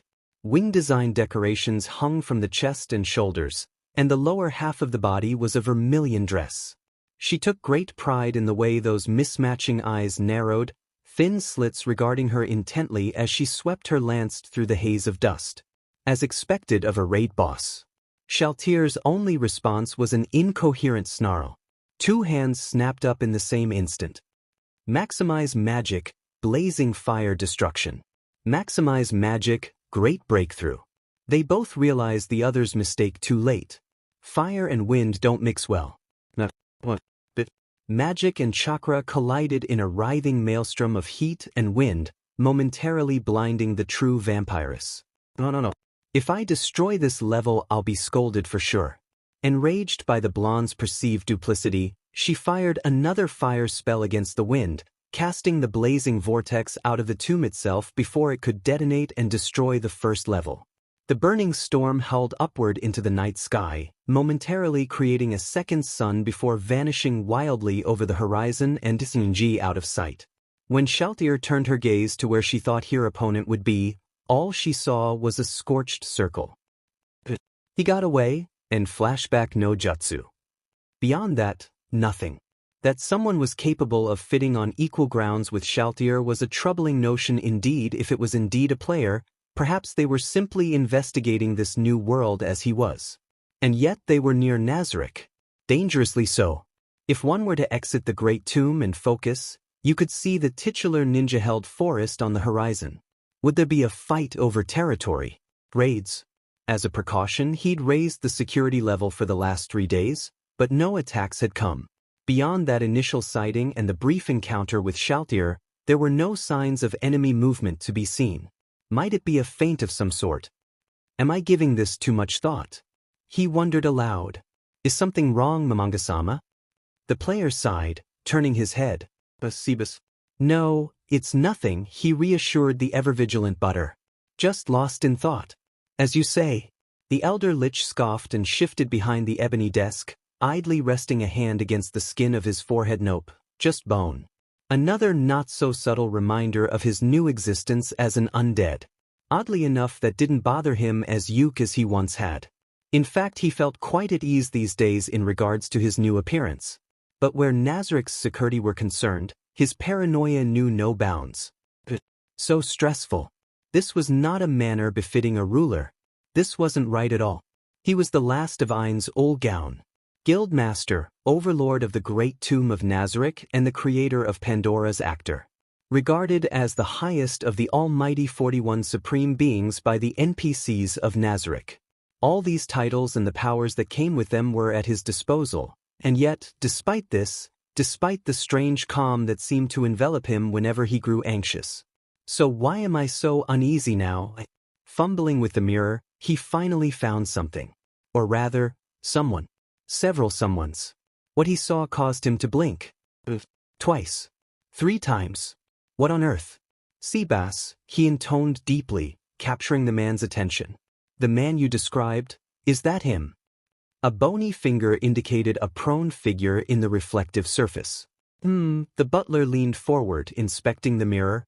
Yes, that would be him. The one with the long hair. The other 2 I do not recognize. But Momonga did. He knew one of them all too well. Rising sharply, the Overlord summoned his staff.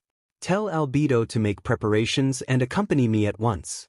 Meanwhile, on the outskirts of Karn village, Naruto's arm shot out in an vicious display of impeccable power and precision, hardened knuckles thundering home into the knight's helmet.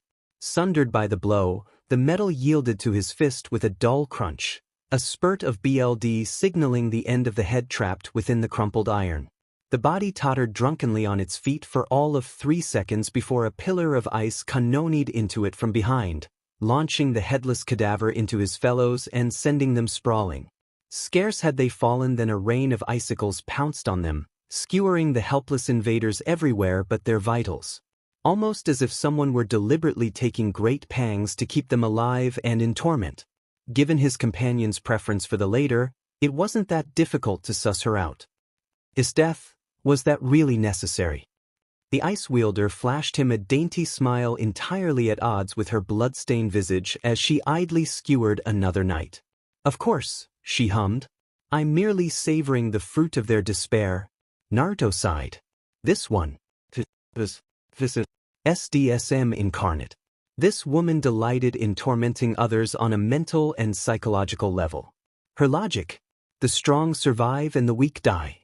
If you don't like what I'm doing, make me stop. Of course, no one present could make her cease, save Naruto himself. Given the circumstances, he wasn't inclined to do so. No, wait, that was a lie. He wanted her to take it a step further, to inflict the same terror upon these half-wits that they'd so cruelly sown back in the village. Yes, let her be a terror. Let her be death incarnate. The enemy soldiers certainly thought so. In this state she looked like something like a bloody angel, and the laughter didn't help any. Wonderful, wonderful, wonderful. Her cries rose to a feverish pitch around him. This is truly a wonderful day to be alive. In a sense he was almost glad to have her by his side, especially when the alternative was to leave her to her own devices back in Konoha. Here he could keep an eye on her. Here, he could prevent her from going on a rampage as she'd nearly done during their duel. Here he could get a better feel for her personality outside of a structured environment. And what he saw worried him. This woman, she was insane. If he didn't have her absolute loyalty and undying, he might have deemed her a threat to be dealt with. Honestly, he almost felt bad for her victims. Almost. He'd make an exception just this once. These F-heirs had tried to kill kids. That was something he loathed. Judging that their terror had reached its peak, he clapped his hands. Pearly white teeth flashed in the sunlight. Gentlemen. His voice rose, veritably throbbing with persuasion and pitch to carry over the battlefield, causing Isdeth to pause. Lend me your ears for a bit, will ya? I may be new to this world, but I'm fairly certain cutting down civilians in cold BLD isn't something good guys do. So, in lieu of an exasperating conversation, please mismatching eyes gleamed with fresh menace. Tell me why I should spare you. Several shrank back. Naruto smiled. It was not a pleasant thing, that smile. The word was a hiss. No answer. He started forward, hefting his staff. You think you can impudently attack little girls, but you cringe when you face someone capable. And you have no excuse. Is that it? A part of him was almost relieved to feel horrified anger. It meant that, at his core, he was still himself. It also fanned the flames of his wrath to a scorching fury. Then I suppose I can sick his death on you without reservation. Why you wouldn't dare? One squeaked. Naruto tilted his head. Can't I? Red and blue eyes gleamed brightly. I needn't feel guilty about this, do I? Isdeth? Not at all. Then this is an absolute order. Naruto began slowly, raising a hand. Leave one to report our doings here today. He lazily indicated a random knight amongst the rest, a slow smile spreading across his whiskered face as his prey stiffened in fear. Make the rest suffer. Cut their limbs off. Leave them with open wounds. Eviscerate them. Emasculate them. Make them regret their foolishness to the last of their days. A euphoric expression dawned on her pale visage, sheer rapture carving itself into every feature. Before the slaughter could begin, however, the air chose that moment to ripple and part behind them. Whatever relief the knights might have experienced withered away when they saw what emerged from within. Oh dear. A voice like twin boulders grating together seemed to split the very air itself. It seems we're a bit late. Naruto blinked. Really, that was all he could think to do. This undead, for the humanoid figure clearly wasn't human, bore the appearance of an overlord, that is, an undead skeleton creature devoid of skin and flesh. It wore an elaborate, jet-black academic gown adorned with gold and violet edges. Arc red glow issued forth from empty eye sockets, and a dark halo-like object glimmered behind its head, seeming to shimmer when one looked directly at them. He had worked long and strong to eradicate his fear of ghosts and the like, but looking at this creature, he felt himself stiffen. He was looking at death incarnate, and his mouth betrayed him. Holy CRP, a skeleton. Had Ain's old gown possessed eyelids, he would have blinked. What? His death wasn't so hesitant. Another enemy. Naruto stiffened. Now wait a sec, she never made it? How dare you?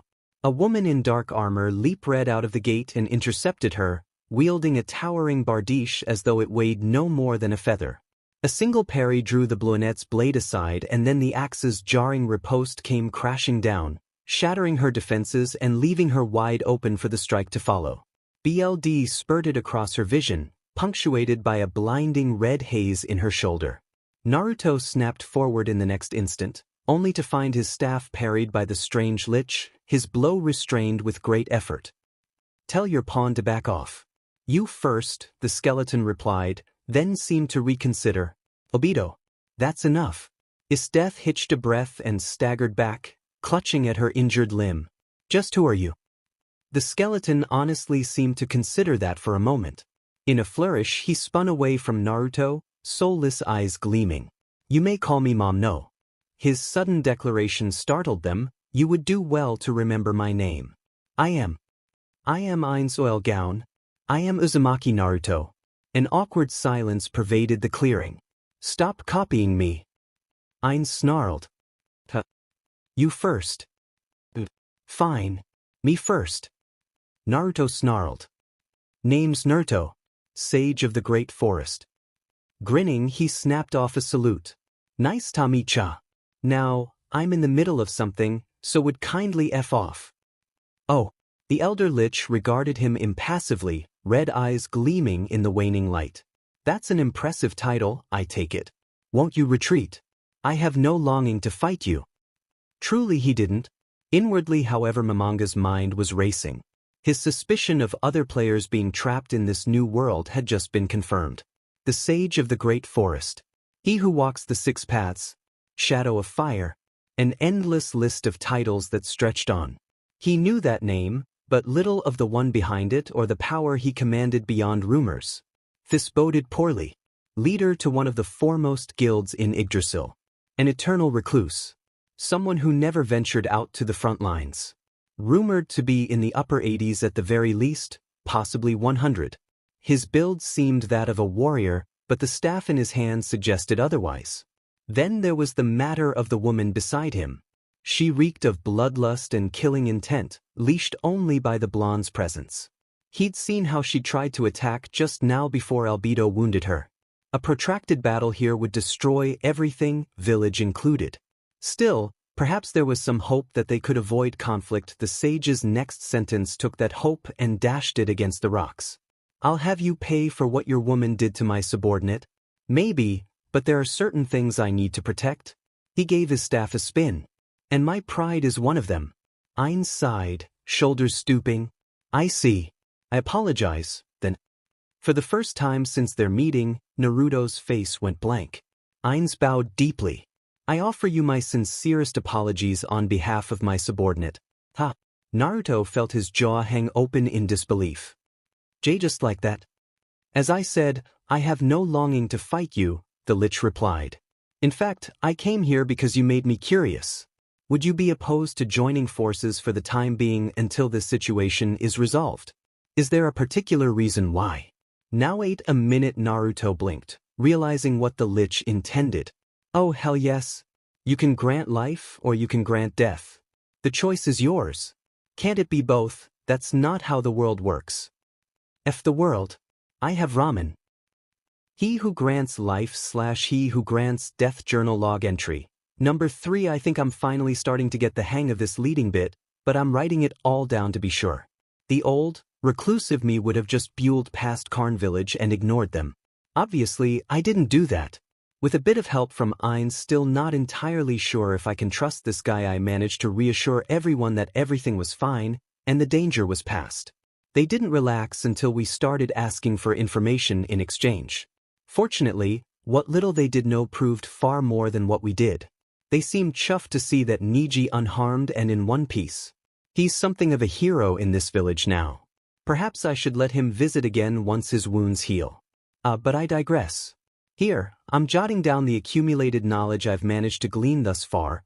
Karn village, as well as the Great Forest and the tomb I investigated, are part of Riestai's, which is adjacent to the Great Mountain Range that runs north and south of something called the Baharuth Empire. Supposedly these countries are on bad terms with each other for some reason or another and often clash on the plains which border the two countries near the capital city of Irantal. That's the closest city by my guess. So then there's the slain theocracy, lying to the south of both countries. That's a lot to memorize, you know. Now, initially, the knights we drove off were believed to be from the Baharuth Empire, going by their crests, but Ainz believes it was staged by the slain theocracy and, you know, I'm inclined to believe him. Striking at one country to stir up the other and start a war. This kind of backstabbing was pretty common in the shinobi heyday. Makes me glad I bothered to capture one of the bastards. Naturally, I gave said BSRD to his death. Needless to say, she produced results. Poor sod broke after only 5 minutes. Turns out the slain theocracy has been very bad as of late. Ainz doesn't seem surprised by it, though. He's bloody strong to read. So, right now we're trying to decide if we should continue our little alliance or go our separate ways. I'm under no illusion as to what might happen if we do. We'll likely end up going to war. Can't say I'd like that. At this point, I just want to keep my world safe. I don't want to lose anyone else, and fighting Nazarick would surely risk that. On another note, I've gotten a few odd looks from the villagers. Nimue and Enri in particular. I think the younger one's actually afraid of me. Apparently dark elves aren't well known in this world. I don't blame them, I probably look terrifying. At least Ainz had the foresight to hide his true appearance. Still, the villagers are nothing if not gracious, and they seem more than willing to. I may not be able to save everyone, but I'll be damned if I don't try. Why do I feel like I'm forgetting something? An undisclosed location, the sky sang.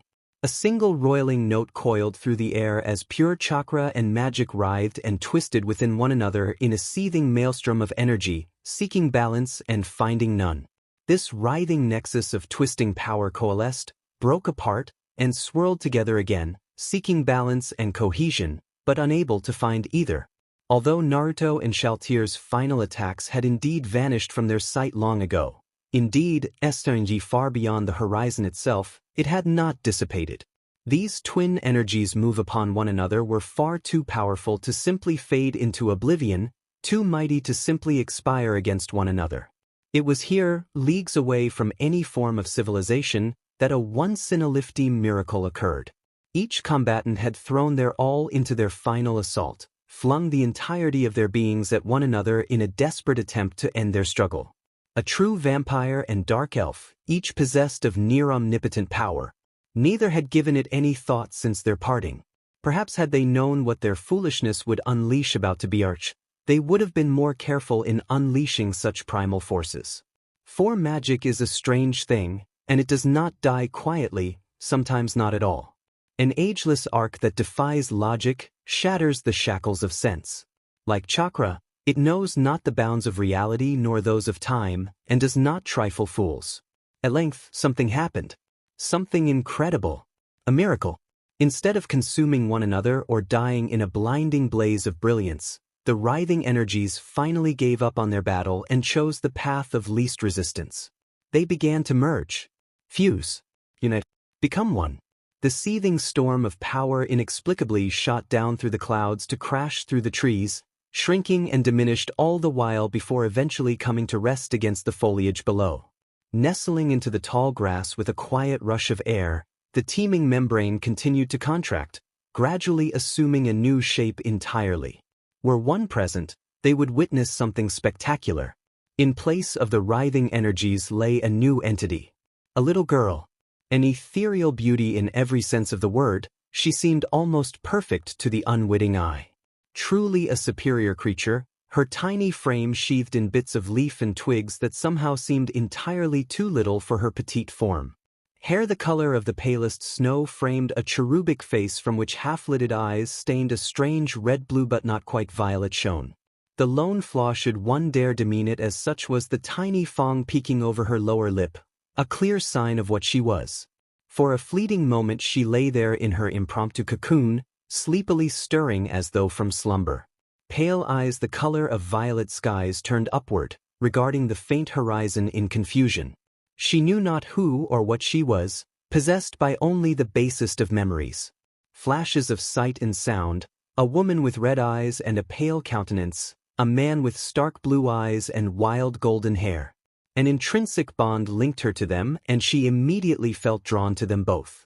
Her childlike mind didn't understand much beyond that, but it was enough, and she immediately made her own rationalizations. The red-eyed woman was Mama. The blue-eyed elf, Papa. Turning her head, she sniffed once, scenting the air for any sign of them. For lack of anything better to do, she turned toward its source. Then she started walking east. Meanwhile, Naruto felt his patience slipping. With each passing hour that the sun dipped lower and lower in the sky, so too did his temper rise. Soon it would be evening, and still, the villagers showed no signs of leaving their post. The air was rich with the scent of upturned earth and freshly picked flowers, salty with tears. Quietly, he cursed his new body and the enhanced senses that came with it.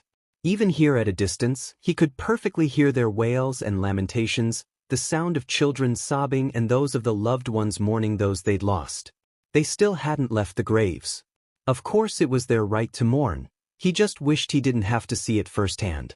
To be reminded of his failure and the counterattack that would surely arrive. The idea of waiting for the enemy to come to them was beginning to prove tiresome, and he found his mind beginning to wander. For all his efforts, people had died here, today. He hadn't been fast enough, hadn't been strong enough. Oddly enough, this thought didn't bother him as much as it should. Was it a side effect of coming to this world? Were his emotions gradually diminishing? No, that wasn't quite right. Carefully considering his own feelings, he found that they hadn't changed. Rather, he still cared for his death and all those in his kingdom in equal measure. It was when he considered the village of Karn that his emotions grew more muddled. It wasn't that he particularly disliked the townsfolk, on the contrary. He pitied them, their weakness. They didn't know how to defend themselves, so it was only right that they would look to them for guidance. But at some point between now and then, he had come to view them not as simple NPCs, but something he wanted to safeguard and protect. As if they were cute little animals. Disturbed by this thought, his mismatched gaze swept towards a nearby tree and the one standing beneath it. Eins ol gown. The lich caught his gaze and inclined his head ever so slightly, the faceless facade of his mask reflecting nothing of the emotions within. Once more, Naruto found himself struck with a faint sense of unease. He'd agreed to work with him on a whim, but that didn't mean he trusted the lich, much less the armored woman with him. She hadn't spoken so much as a word since they'd entered the village proper. Worse, she and Esteth kept shooting ugly looks at one another, silently itching to renew their battle. He wasn't sure he'd be able to stop them both if they chose to take up arms again. Too much BLD had been shed for them to bury the hatchet without a fight.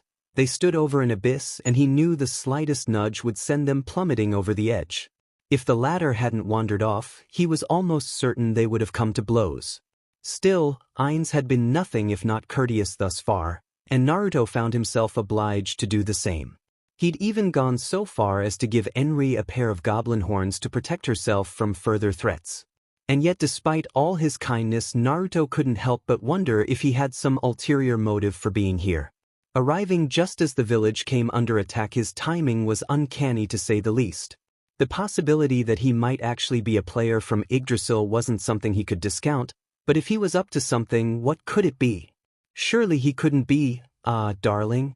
Drawn from his brooding by the sound of a familiar voice, Naruto raised his gaze and found himself quietly chuffed to see that Esdeath had finally returned from her short-lived absence.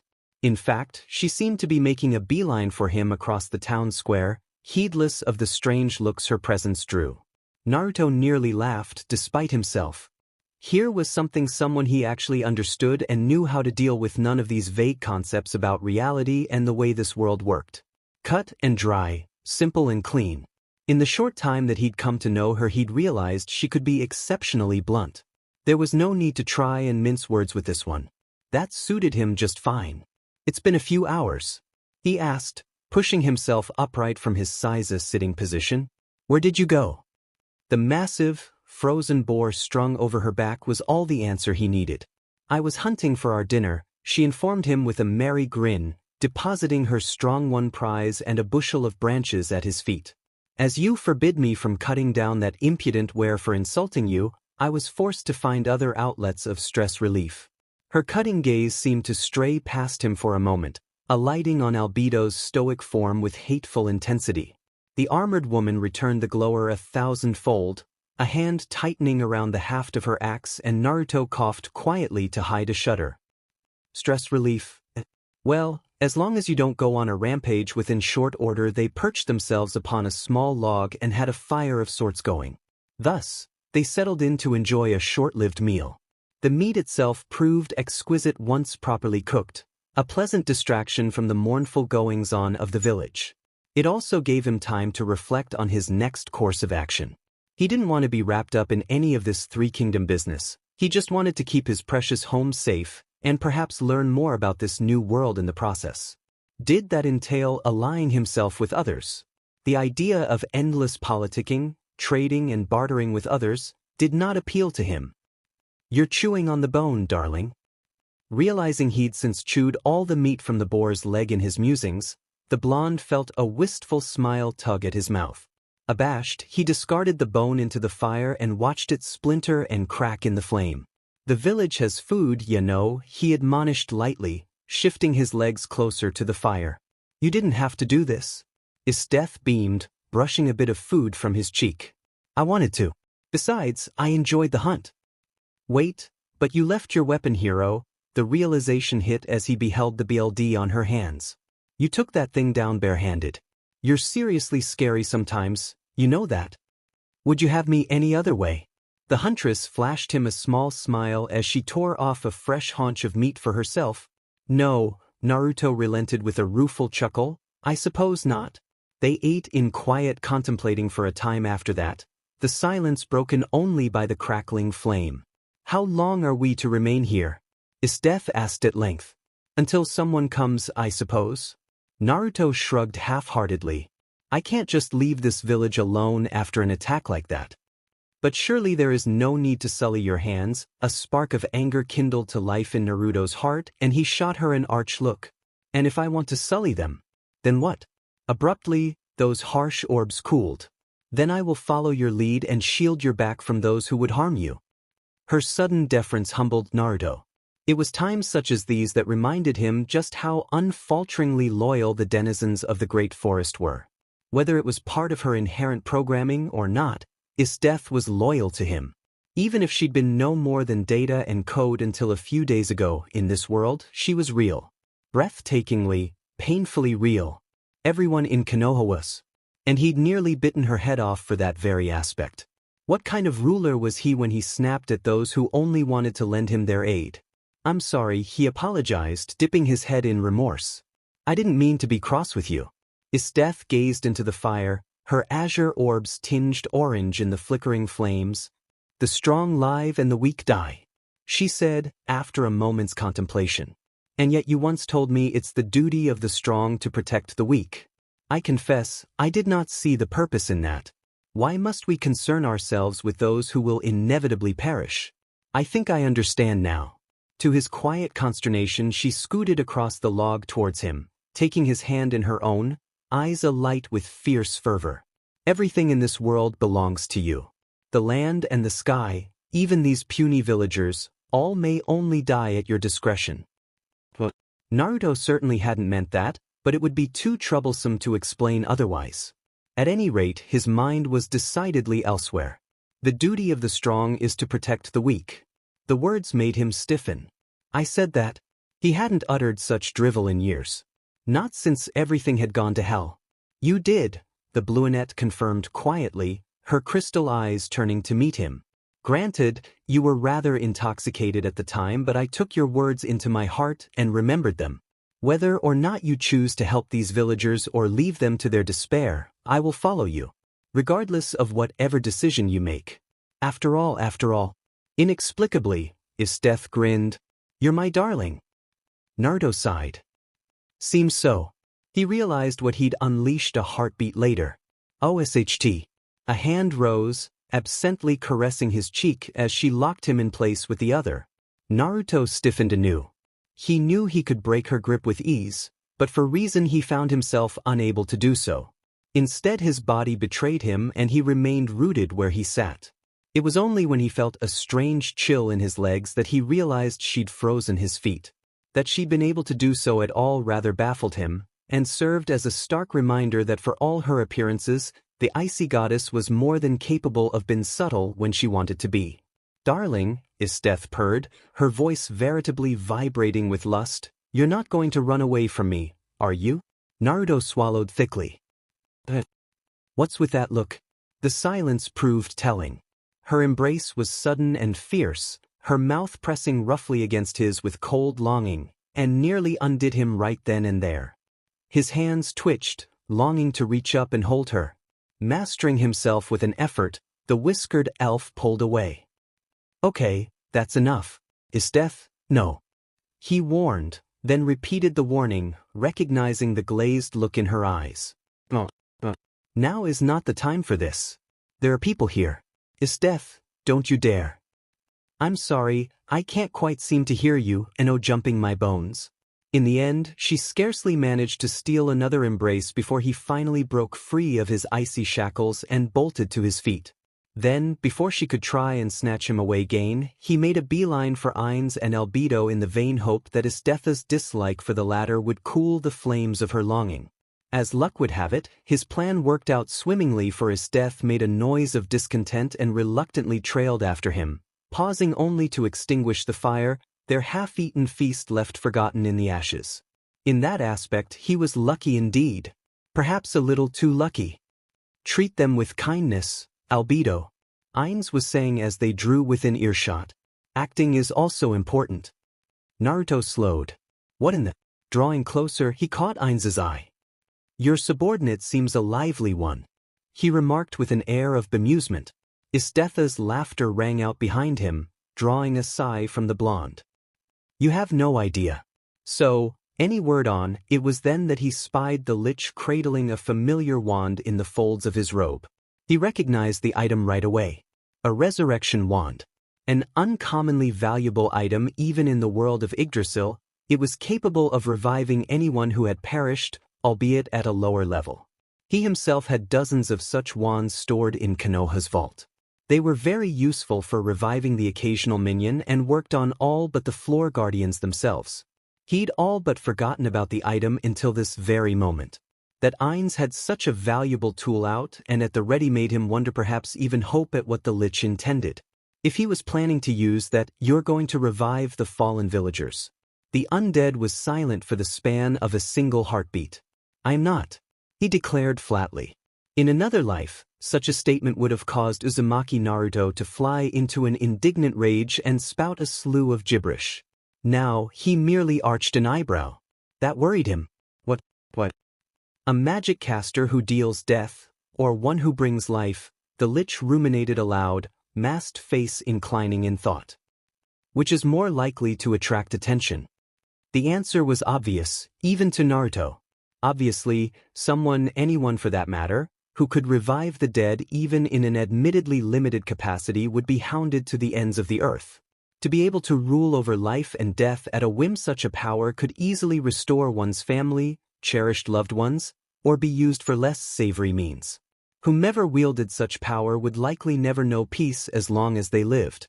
There would always be someone longing to use, or even abuse such a gift. From an objective view, Ain's reasoning made sense. But Naruto had never been one for reason. Just for that reason, we shouldn't? By comparison, he didn't hesitate. He simply didn't give a damn. He knew all too well the pain of losing someone, the aching loneliness that came from having one's loved ones wrested away without warning. The difference being that it hadn't been quick for him. Instead, he'd watched his precious people wither away to nothing over an eternity. He had time to adjust to that, no matter how much it might have warped him. Enri and Nemethe's girls hadn't had that opportunity. They'd lost their parents suddenly and without any time to say goodbye, just like so many others in the village. And for them to be denied that on something so meager as a whim, summoning a wand of resurrection from his inventory, he indicated the broke ground with a flourish of his wrist and began channeling mana until a faint blue glow arose within. After another thought, he added a minor teleportation spell atop it. Wouldn't do to bring them back to life only to have them suffocate underground now, would it? You may regret doing that. Ain's voice rose in quiet warning over his shoulder. Naruto glowered back at the lich, refusing to be swayed from his course. Maybe, but it's not my way to turn my back on innocence. Arrowing towards the graves, he uttered, "Revive." With that declaration, he cast the die that would ultimately seal his fate. It came as something of a shock to the entire village when their loved ones simply appeared above their graves, hale and hearty, if a bit pale. Thanks to his relatively proximity, Naruto found he had a prime view of his handiwork. A handful of seconds dragged by as husbands, wives, parents and children alike gawped at one another, unable to believe their eyes. 20. Belatedly, it occurred to the sage that he might want to step back before they came to their senses and all hell broke loose. Needless to say, chaos ensued. He was only distantly aware of the wand dissolving in his palm. He soon had to fling that very hand up to keep himself from being mobbed. When all was said and done and he'd managed to wriggle free of the delighted throne, he found Ain's waiting for him. Somehow, he knew the sorcerer was smiling, even with that damnable mask of his. He just knew. His every word seemed to radiate quiet satisfaction. "I did warn you," the lich reminded him. "I'm tired. Acting is exhausting." Unfortunately, the day was far from over. "Lord Ain's," the village chief's voice rang out. "Lord Naruto. Is death kill me now?" the blonde groaned. "I'm afraid I can't comply with that order." "Traitor. It would seems that some knight-like people are headed toward this village." Here he trailed off, clearly longing to ask for their aid yet hesitant to dare after all the good they'd done. Naruto exchanged a terse look with the rest. Of course he had been looking forward to raining down hell on his enemies. But at the moment he wanted nothing more than to put the village behind him and simply call it a day. After all this, surely that wasn't too much to ask for. "I understand." Thankfully, Ain swooped in before he could speak. "Please have the surviving villagers gather around your house. The village chief will come with us to the square." In short order, the 5 of them gathered in the square to await the coming storm. Naruto found himself mildly confused to see that these men wore different armor than those who'd first attacked the village. More notably, each rode atop a horse of their own, and they barely numbered more than a dozen. Their leader was a great bear of a man in red and silver armor, his bearded visage the picture of stoic concern. Reining his horse to a halt before them, that slate-gray gaze cut down at them. "I am the chief royal warrior of the Riestai's kingdom, Gazef Stranov," he began by way of introduction, his voice deep, words firm. "I have received orders from the king to hunt down the knight of the empire that have been wreaking havoc in this area by visiting all the villages." "You must be the chief of this village. Who are those standing beside you?" The village chief flailed his arms, unprepared for such an inquiry. "These are, do not worry," Ain's interjected, stepping forward abruptly. "It's a pleasure to meet you, royal head warrior. My name is Ain's Ulgaun. I am a magic caster who came to help this town while it was being attacked." The ones beside me are a pair of adventurers who also happen to be in the area as well and came to aid the village. His masked head shifted incrementally towards Naruto, as if to state, I hereby declare this hot potato to be firmly in your court, and demurred with a simple gesture, stepping aside beneath Stranoff's scrutiny. I'm just a wandering sage, the blonde demurred. No one special, there's no need to be so humble, the chief exulted. This wonderful warrior came to aid us, and even brought the dead back to life. Gazef's gaze snapped back to Naruto. An extraordinary feat, if true. The dark elf face-bombed. This is what I get for being a nice guy. I'm never going to hear the end of this, what is he doing? To his disbelief, Gazef had indeed dismounted from his horse. As the eclectic group looked on, he lowered his head and bowed humbly. Then I thank you for saving this village, all of you. Mere words cannot fully express my gratitude. Ainz and Naruto exchanged a glance. It's nothing, really, Captain. An exhausted soldier hastened up from the group before either could finish. Unknown figures have been spotted around this area. It seems they've surrounded the village and are approaching as I speak. What? Isteth beamed. So the prey finally shows themselves. Naruto cracked his knuckles. Bring 'em on. We'll give them a welcoming they'll not soon forget. Choose. Your tongue or your hands. Now choose. The Blackest Heart Journal log entry. Number 4. Hello again, dear journal of mine. Today, we're gonna SW's things up a bit. It's sure to make you laugh, you who may read this. So in lieu of a common conversation, I have a question. What do you get when you stick an idiot between two almighty beings? Here's a little hint for ya. Pace. But first, I want to play a little game, Outskirts of Karn. Something was amiss.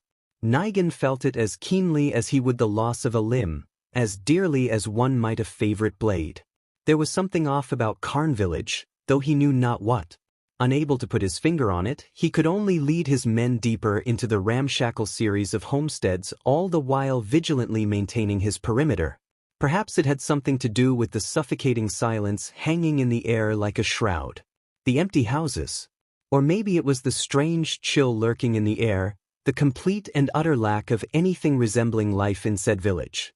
Or man they'd been sent to kill, for that matter. They were to assassinate Gazef Stranoff, of course. That was the whole reason for this farce to begin with.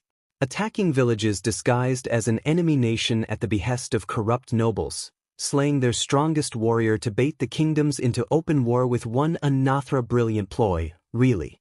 For he would accomplish this task, this duty, or his name was not Nigan Grid Lewin, captain of the sunlight scripture of the slain theocracy. At least, that had been the plan. Needless to say, events weren't transpiring as he'd anticipated. By the 6, how were they going to accomplish their mission when they couldn't find a single, bloody villager? As if they'd gotten up and left in the middle of dinner. What nonsense was this? They couldn't have fled. They would have been seen and run down by the angels long before they reached the forest. Yet they were clearly gone, spirited away to safety by some unknown means. Had they been lurking nearby, one of his summons would have surely noticed by now. Was it a trap? Captain, we found someone. Finally. Heartened by his subordinate's words, Nigan blinked the ominous inkling away without a second thought and followed his underling into the town square. There he found a rather strange sight. Awaiting him within was not a man as he'd expected, nor their target, or even the village elder for that matter. 'Twas an elf. A dark elf at that. He wasn't even bound or gagged. Indeed, his subordinates actually seemed afraid to approach the demi-human and the strange cart he carried. Perhaps the latter had something to do with it. Crouched upon the battered frame of the wagon like some bloodthirsty beast, a tall woman with ice-blue hair leered down at them with an eerie smile. A half-bred. She certainly looked the part. He didn't like that look in her eyes. She was looking at them as though they were no more than dirt beneath her feet. He amended, not as if they were dirt, but prey. And his men were afraid of her. The very thought threatened to send Nigan into paroxysms of anger. His own men, trained soldiers of the scripture versed in the most sacred of holy arts, were frightened by a mere elf and a woman. Absurd. How could they, members of the sunlight scripture, be skittish of such trash? Now that he drew closer to the elf, However, Nigan found the man's red eyes all too keen despite his humble hooded tunic, a fact which only further served to rouse his already inflamed suspicions.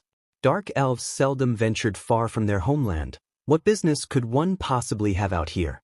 Nevertheless, he drew himself up to address the irritating creatures as was befitting a man of his rank. "Who are you?" he demanded to know. "Name's Naruto." The elf answered readily, revealing a confident voice that betrayed its owner's less-than-humble origins. "This here's wife, istith." He indicated the lethal-looking lady with a bob of his head, causing her to preen slightly. "As to the who, we aren't all that special. Just a pair of merchants passing through."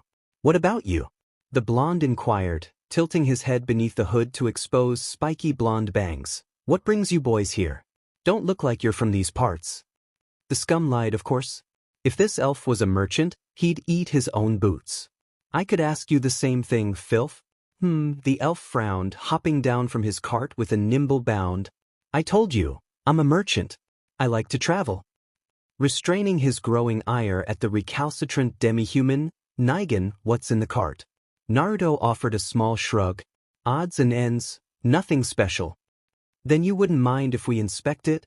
"You don't believe me, is that it?" "I'm hurt. Really. Save me your platitudes." "You there. Search him at once." The merchant demurred with a small shrug. "As you wish." A cursory inspection revealed the cart's contents to be little more than spun cloth and bundled iron, much to Nigan's consternation. Nor did the elf possess incriminating evidence on him. A pity. He would have liked an excuse to wipe that smug smile of the man's face. No matter. There was still the matter of the woman, and unnerving eyes aside, he doubted she'd be willing to defy him with their angels present. That would surely strike the smirk from that filthy elf's face. Perhaps he'd become more talkative once they were finished with her. "I'm afraid I'll have to ask your companion to come with us." A slender brow arched inquisitively. "Under what charges?" "Suspicion of sedition against the slain theocracy." Nigan replied, smiling. An utter lie, of course, but one meant to draw a reaction from the blonde. In that sense, he succeeded. It was not the reaction he expected. "So you call yourselves the slain theocracy, then?" Naruto's head bobbed up and down in almost childlike delight. "Interesting. I'm afraid I've never heard of them. Would you mind telling me more? Is it a country? Where is it located?" "Enough. She comes with us." "Oh, please try," the woman declared coolly, placing a hand on the pommel of her rapier. "I'm so tired of all this talking." "Isteth," Naruto put in sternly. "Calm down." Those azure orbs flashed dangerously. "Very well." An icy sensation coursed down the back Nigan's neck and pooled in his stomach. Where had this sudden chill come from? He could feel the conversation slipping through his fingers, and it galled him to no end. Why was he wasting his time with this one? He had a mission to complete. And yet, again came that lingering feeling of dread, and he furiously shrugged it off, refusing to admit defeat. "Where are the villagers?" "Oh, bugger it." The man sighed, throwing up his arms. "This isn't fun anymore. They're out of your reach. We've seen to that." "Aren't you a merchant?" For a fleeting moment, the facade slipped. Eyes the color of fire blazed out at him for but a moment, then dimmed. Naruto looked at him for a moment longer and sighed deeply. Yes, I am," he declared with a decidedly false smile. "In fact, I have a very special limited-time offer for you and your so-called soldiers." Nigan barely heard him over the chattering of his own teeth. He could see his own breath now, visible as a cloud of steam in the frigid air. Cold. Why was it so cold? And what might that be? He forced through shaking teeth. That lightning grin of his again. "If you apologize and leave right now, at this very moment, you can tell your children of this day.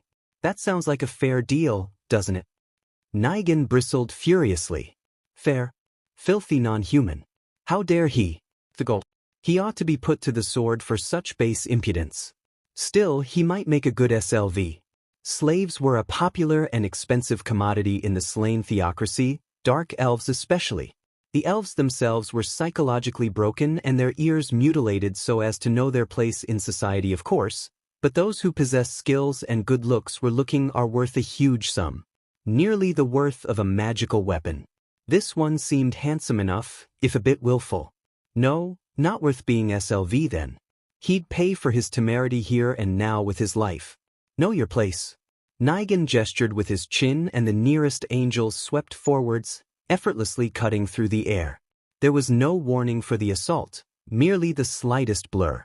At this, the brunette finally stirred, but it wasn't to defend. Impossibly her faint smile only deepened, for to Nigan's mild annoyance, the elf didn't cry out as the blade ran him through. Didn't even move, for that matter. His only admission was to turn with the blow, his feet shifting ever so slightly upon the well-beaten path. It seemed all his bluffs had been for nothing after wait. A flicker of alarm passed through the men, shared by Nigan. Why hadn't he fallen? Why hadn't the angel pulled back by now? Surely they'd given orders.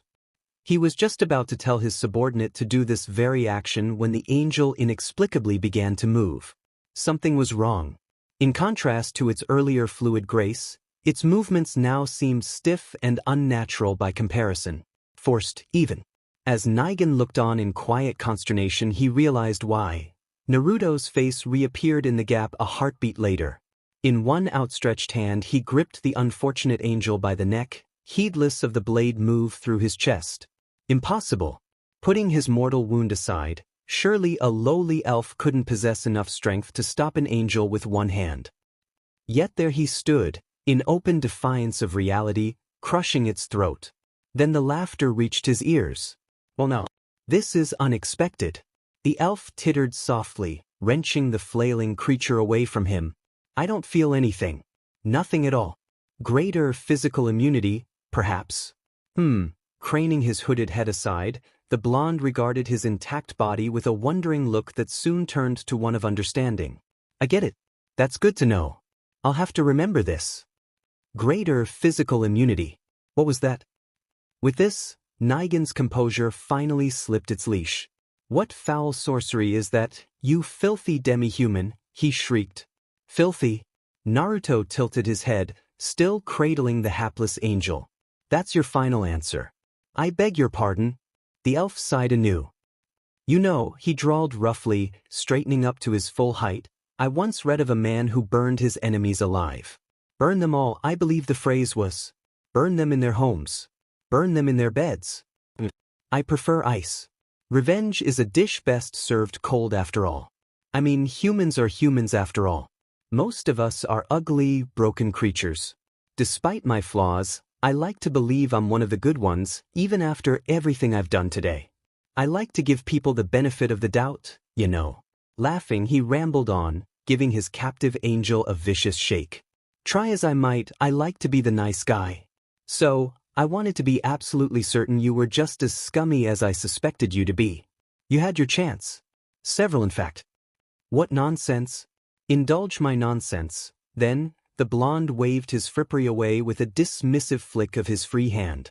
Or is that too much for your precious pride to bear? Nigan of the slain theocracy. You RP and kill innocents and take slaves of the rest. I'll be sure to burn your precious country to the ground. I'll bring them a storm the likes of which they've never seen. He paused then, perhaps intending to let the weight of his words sink in, their poison in his BLD, and when they ask why, I want them to know this. It was because of you. Nigan, my boy. When he next Naruto raised his gaze, Lewin finally saw the hapless elf for what he truly was. His filthy tunic burned away, replaced by crimson armor and fine robes.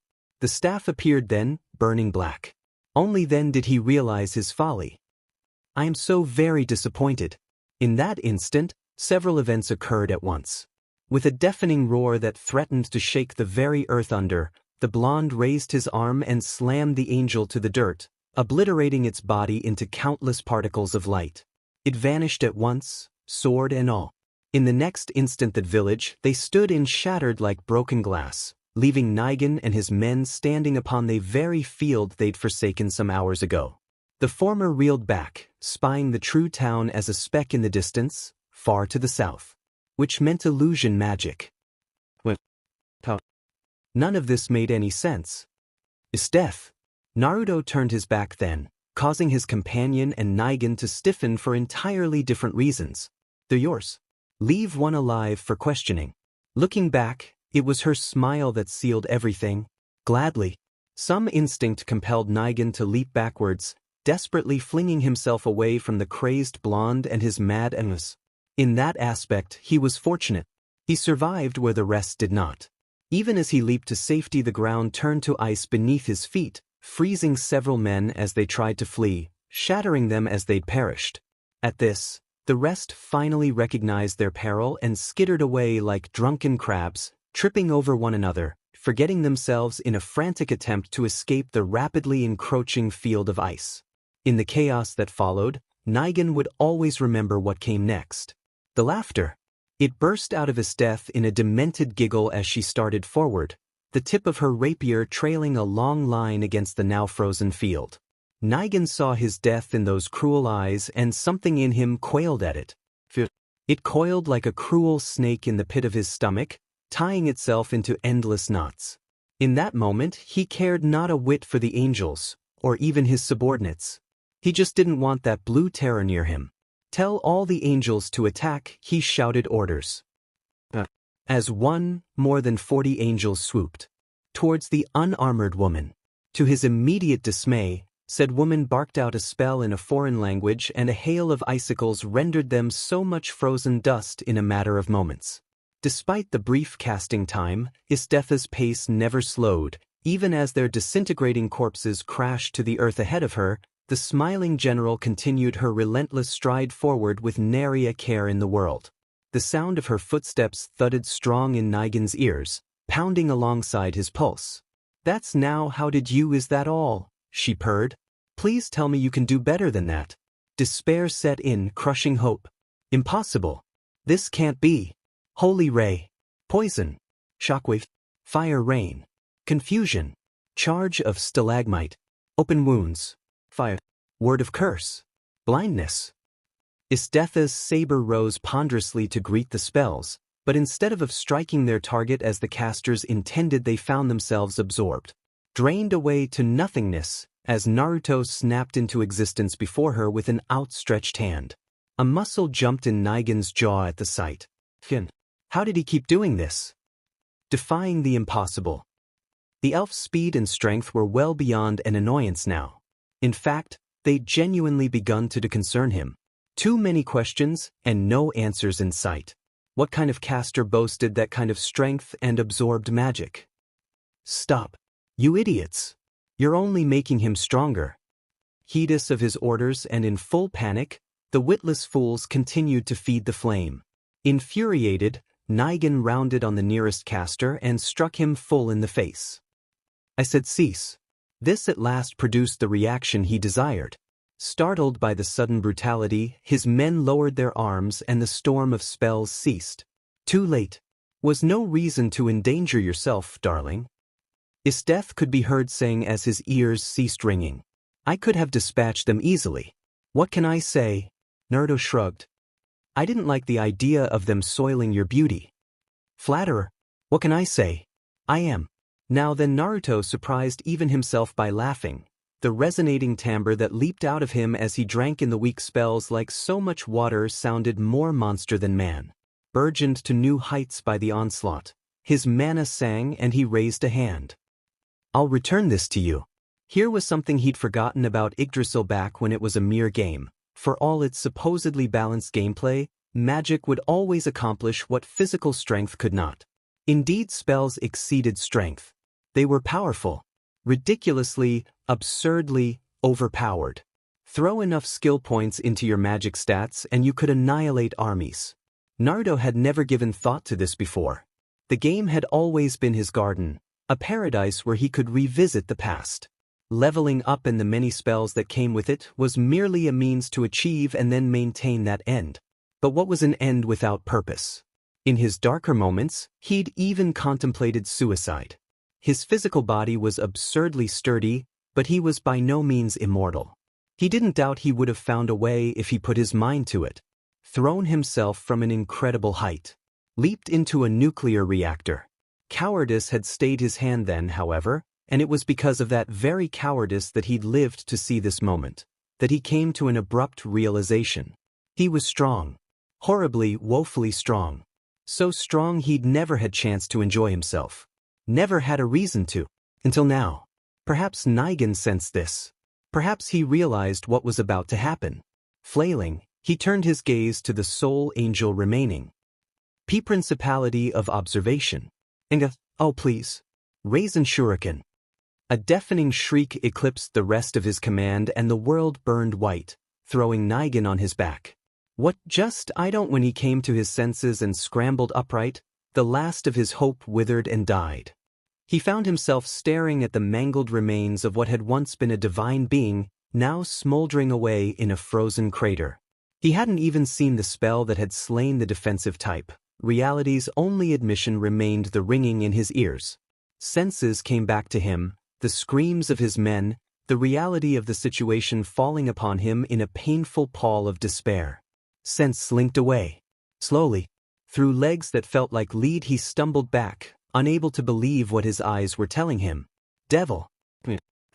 What were you? Naruto sighed. Do you know how it feels to be overpowered? The words emerged as growl as he prepared another spell. To be so hopelessly outmatched, overwhelmed that you can't even lift a finger against your opponent. That's how those villagers felt when you slaughtered them. They were helpless. That's how you're going to feel once I'm through with you. A hand rose, pointing at him imperiously. So go ahead. Cast your spells. Summon your oh so precious angels. Because no matter what you do in this situation, what you say, what you summon, what you use as a weapon, we are going to kill you. Nigan quailed. A voice like the grave itself rose from behind him a heartbeat later. Grasp heart. A sudden intense pressure manifested in Nigan's chest, as though a giant hand had suddenly reached inside of him and squeezed. He staggered, still clutching inside his coat for the sacred item with numb fingers. To no avail. His arm refused to respond. It was all he could do to turn his head.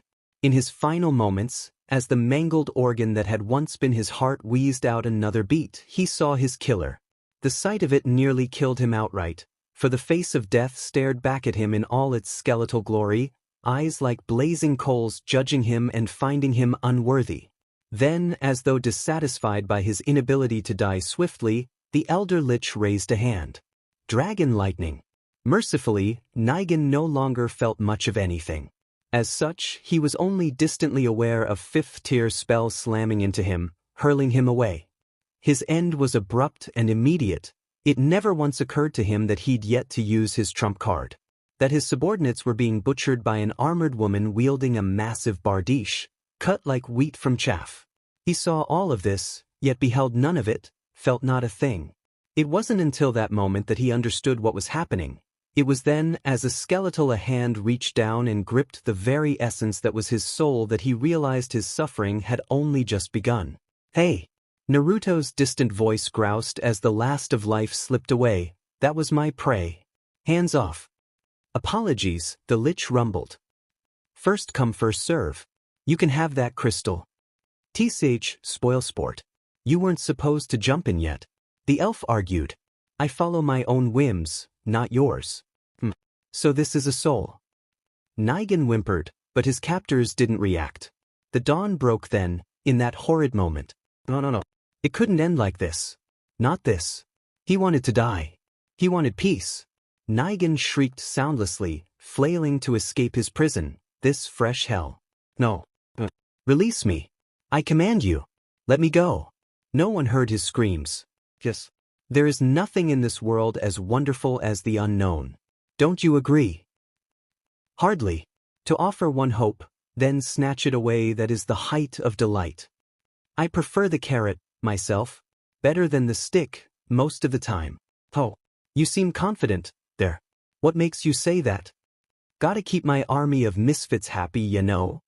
Fair enough, sage. A strange discussion. Negotiating Chaos Journal Log. Entry. Number 5. This world is a fascinating place. At first I thought it was merely the game of Yggdrasil brought to life by some fell magic, but no, there's more to it than that. I feel it in my bones. The people here live. They die. They laugh. They cry. To think otherwise, to assume that this world is still a game despite that notion, is the height of fallacy. Any creation here, of this world or not, lives, thinks, feels. Men, women, children, even the wild beasts of the forest themselves possess some semblance of emotion. As easy as it would be to ignore them, I cannot. I'm not that far gone yet. Hopefully I never will be. If I see someone in trouble, I'll help them. If someone fights an impossible battle, I'll do my best to make sure they beat the odds against them. If someone calls out, I've already had my wish granted. Because of that, I'm able to see nearly all of my friends and family once more and a few others besides. Honestly, I don't know what to do with them. When I recreated Konoha, it was meant to be haven for me. A piece of the past, brought back to life with painstaking work and effort. Then others got their hands on it, and well, misfortune, to say the least. My allies are legion now: ninja, servants, knights, assassins, sorcerers, explosion-loving mages, cooks, kings and queens, all beings created by minds long since forsaken, then cast aside. You name it and they're here. I've even got a knowledge-hungry flugel wandering around somewhere. What the hell is a flugel, I ask you? See, this is what happens when you let your guild members have free rein. You fall behind the times. You're left scrambling to catch up. I kinda regret that now. What's the purpose in having all this army, these allies, this sheer might, if I don't do anything with it? I want to live here. I want to make this world my home. My old life. That old world. Screw it. I have no intention of going back. I want to grow old assuming this new body of mine actually can and die here. If that way of thinking makes me a pariah again, so be it. I'm used to that. If it means ruling with an iron fist, so be it. Hoff, I'd rather not. Am I a hero? Am I a villain? I don't know. At least I know I'm not alone in that dilemma. Perhaps that makes this easier. Perhaps it makes things more difficult. I don't know. But I do know his name. Ains ul Gaon. He's a player. Just like me. He has to be. Who else could possess such powerful skills? As of this entry, the Great Forest is entering into negotiations with Nazarick. When I say negotiating, I mean I've gone to the Great Tomb. In person. Now, I know what you're thinking, dear reader. This is foolish. No. I don't think it is. If anything, it would be foolish to put this off any longer. Incham. How do I put this? We're going to be the best of friends, or bitter enemies. Best to have it out and be done with it. Besides, it's not like I'm going alone. I've brought his death and that one with me, and if push comes to shove, I'm certain we can fight our way out. I just hope I don't encounter that crazy vampire again. She might actually kill me if I let my guard down. So, if you're reading this, I'm about to negotiate with death itself. I'm walking right into the lion's den, without regrets. As to what those negotiations will entail, whether we'll be friend or foe, I'm curious. Within the great tomb of Nazarick, the journal vanished from his hands with a soft rush of air. With a long-suffering sigh, the sage of the great forest turned to find the one responsible. He needn't look far. Hanging over his shoulder like a grim reaper, their arm extended with his stolen book in hand, they somehow projected an aura of absolute innocence despite being caught red-handed in their ill-chosen act of scribbling. A pair of sheepish amber eyes regarded him cheerily, their cross-shaped pupils widening in faux despair behind pale violet tresses. She tilted her head, causing the faint halo hanging above it to tilt askew. Is something the matter? A muscle jumped in his jaw. Naruto wasn't fooled for even a moment. To believe that this individual was innocent would be to call the sky green and the earth blue. Some might call her an angel, others, death itself. The few who saw her true face knew better. She was, in a word, a bibliomaniac. Completely and utterly hopeless. Any attempt to reform her was doomed to failure from the outset. Many words could be used to describe this strange being, more than a few of them crass. She was the sole being responsible for maintaining the hidden libraries of the Great Forest. A hoarder of books. Not one of his creations, but faithfully reproduced by a member of Konoha all the same. She was a maiden clad in scraps of white, her midriff exposed for all to see. A seeker of knowledge. An peerless killer. An autodidact. Murderer. Presently, she was trying not to like she'd been caught with her hand in the cookie jar. Under any other circumstance, Naruto would have found her actions downright humorous if she hadn't scrawled all over what he had written and subsequently snatched his journal away from him. Perhaps sensing his gaze upon her, she nimbly retracted her limb and retreated to hide both arms behind her back, as though she could somehow hide her prize away from his prying eyes. Rather than chastise the flugel for her theft, he patiently extended an arm and crooked forefingers in her direction. "Jibril, what have I told you about scribbling about in my journal without permission?" As he spoke, snow-white wings drooped even further to match her ears. "Tanatu, hand it over." They drooped yet further. Still, she conceded to his words. "Very well. Yes, my..." Reluctantly, she returned the worn elder tome to its proper place in his hand. A flick of his fingers returned it to his inventory and sealed it there. Somewhere ahead of him, he heard a muffled noise from Ain's that might have been laughter. The sound of Estetha's grinding teeth also proved prevalent. He'd have to make this up to her later. For now, Naruto wisely chose to ignore the foreboding sense of doom of this back and returned his attention to the recalcitrant being hanging behind him. Was it wrong that he felt just a touch of guilt for spoiling her fun?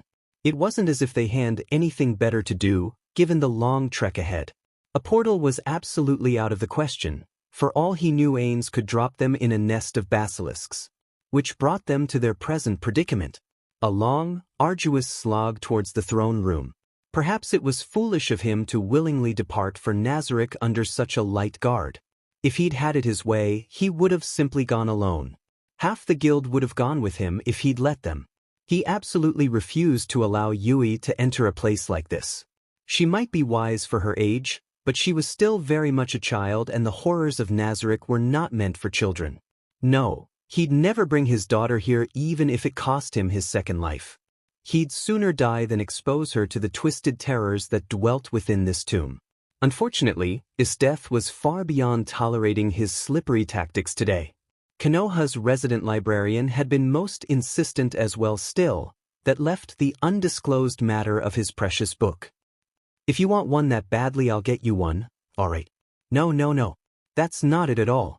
She lurched at him from behind and draped herself piggyback over the sage like an eager child, nearly bowling him over with her enthusiasm. "You have so many secrets." The angelic being cooed into his ear, "They're in that journal. And I don't know them. That's unforgivable." Her long legs kicked petulantly at the air, knocking against his shin. "I need to know them all. There is nothing in this world as wonderful as the unknown. Don't you agree?" "You're soaking my shoulder." My apologies." Hurriedly wiping the drool from her mouth, Jibril straightened against his back. She made no effort to move beyond that. "How long are you going to do this?" Why not? This is comfy." The sage of the great forest took a moment to gaze into the darkness ahead and willed himself not to dash his skull against it. "Of course it's comfortable for you." Naruto sighed and palmed his face. With his death and the others, he had at least held some modicum of control. He could tamp down their more destructive desires in that regard. Jibril was unique in that he had little to no control over her temperament. Created by a long-since-lost member of Konoha's once prominent guild, she was driven by the singular longing for knowledge above all else, with the latter interrupted by sporadic bursts of violence against those she felt had slighted her. If her power weren't so utterly eclipsed by his own, he might have been worried. "I think that's quite enough, don't you?" It seemed Estetha had finally reached her limit. Is the icy beach getting jealous?" The flugel sneered, craning her neck. "Too bad. His back's all mingy." The icy general didn't raise a hand against Naruto. No, of course, she would never do such a thing, but Jibril was another matter entirely. A pale hand snaked down and plucked the heavenly being by the scruff of her neck in a devastating display of strength. Twisting her wrist, she flung from the blonde's back and tossed her into a wall, never once breaking her stride by his side. Naruto pinched the brow of his nose, knowing full well what had happened, rather, what was about to occur. Something like that would only stun the flugel, and not for very long. This means war. An outraged snarl informed him that Jibril had finally righted herself and done as she was wont to do. Naruto didn't need to see here to comprehend her expression. Her words had already done that much for him. Yes, any moment now Esteth was going to find herself on the receiving end of a decidedly mortal wound. Rather, she would have, were it not for a wall of crimson. Enough. A thread of killer intent wove its way into his words, stopping her assault cold just as she reached the brunette. Icy blue eyes blazed scarlet, pinning his two generals in place. We are guests here and I expect the two of you to behave as such. His crimson gaze swept over both of them, holding them in thrall, putting them in their place before they could come to blows. There'll be time enough for your squabbling once we've concluded our business here. Of course, you're free to kill anyone who attacks us. He paused, considering their rigid postures and how best to alleviate the fear he'd accidentally instilled in them. I trust the two of you implicitly to keep me safe. My life is in your hands. It was exactly the right thing to say.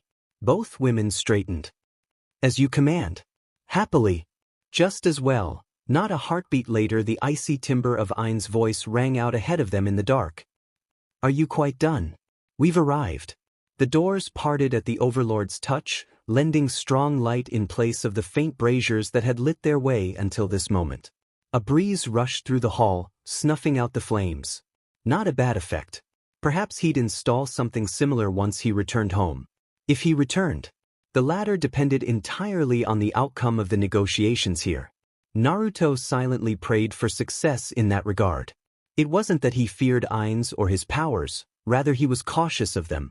If he had to put this feeling into words, he'd call these feelings dangerously curious. Behind him, Jibril uttered a soft sigh. The room that awaited them beyond was, well, grand didn't even begin to encompass its majesty. Indeed, to even call it a room was the height of fallacy. This space was large enough to house a mansion. A grand expanse beyond compare, its beauty rivaled only by that of the great forest. Of course, Naruto was biased in that regard. He could never accept something to be the equal of the home he'd so lovingly crafted. But that didn't mean he couldn't admire its beauty. So, this must be the throne room, then. It looked as though a good deal of it had been remodeled recently at that.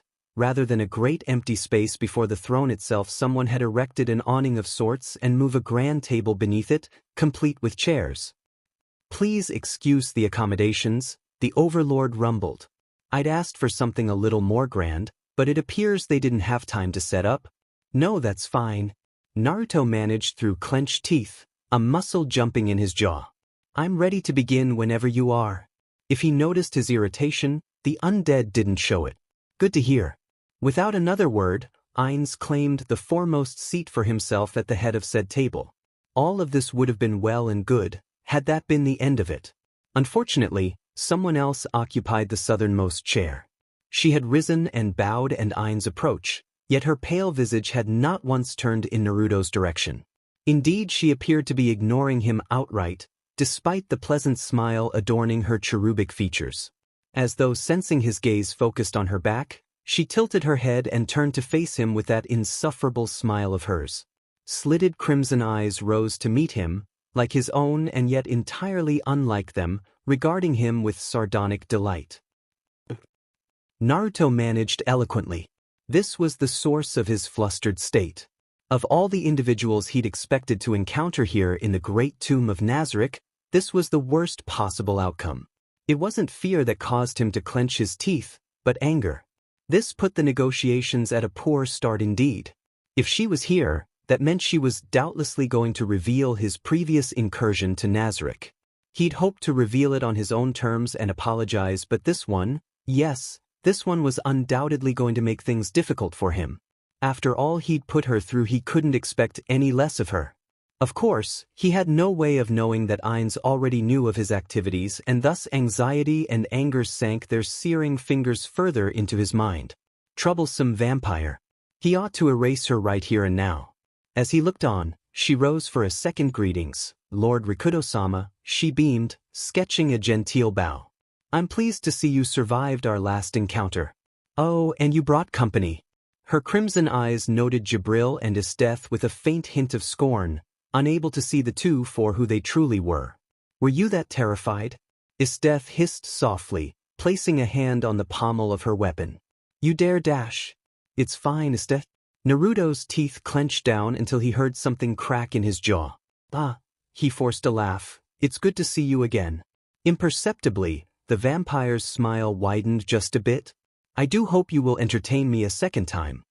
Just like that, Naruto suddenly and abruptly reached his limit. He couldn't say what it was about Shaltier that irked him in that moment. Perhaps it was her face. Maybe it was the smile. That she'd so easily gotten under his skin, achieved the upper hand, or the fact that she took great sodding delight in deliberately dismantling his plans. Whatever the case, he found he couldn't contain himself any longer. Yes, it couldn't be helped. That temper of his was never something he'd truly mastered, and Shaltier knew just which buttons to press. However, let it not be said that he didn't have his own way of countering such diatribe. He growled in an unbelievably dark tone. Have I upset you? I do. Oppo red eyes narrowed to slits. Pads, he quipped. You filth. Crunch. Shaltier's hand knifed into his chest, only to find itself deflected by the impenetrable wall that was his armor. Naruto, for his part, took the strike in stride and retaliated with one of his own. As she looked on, his body seemed to warp and twist in on itself, sprouting extra limbs where there had been none, taking on a monstrous appearance. A clenched fist roared down at the vampire's exposed head and was narrowly blocked by her open palm. The sheer force behind his strike caused the limb to buckle and cratered the stone beneath their feet. Realizing her peril, the peerless vampire felt her appealing visage pale as she struggled beneath the raw wrath of the being before. That's right. She'd nearly forgotten. This filth was a supreme one. A being near or equal to that of Ainsama. Which meant perhaps she understood just how much he'd been holding back in the past. Whatever the case, the thing looming over her instilled a terror in her she'd never felt before. Now laughing now, are you?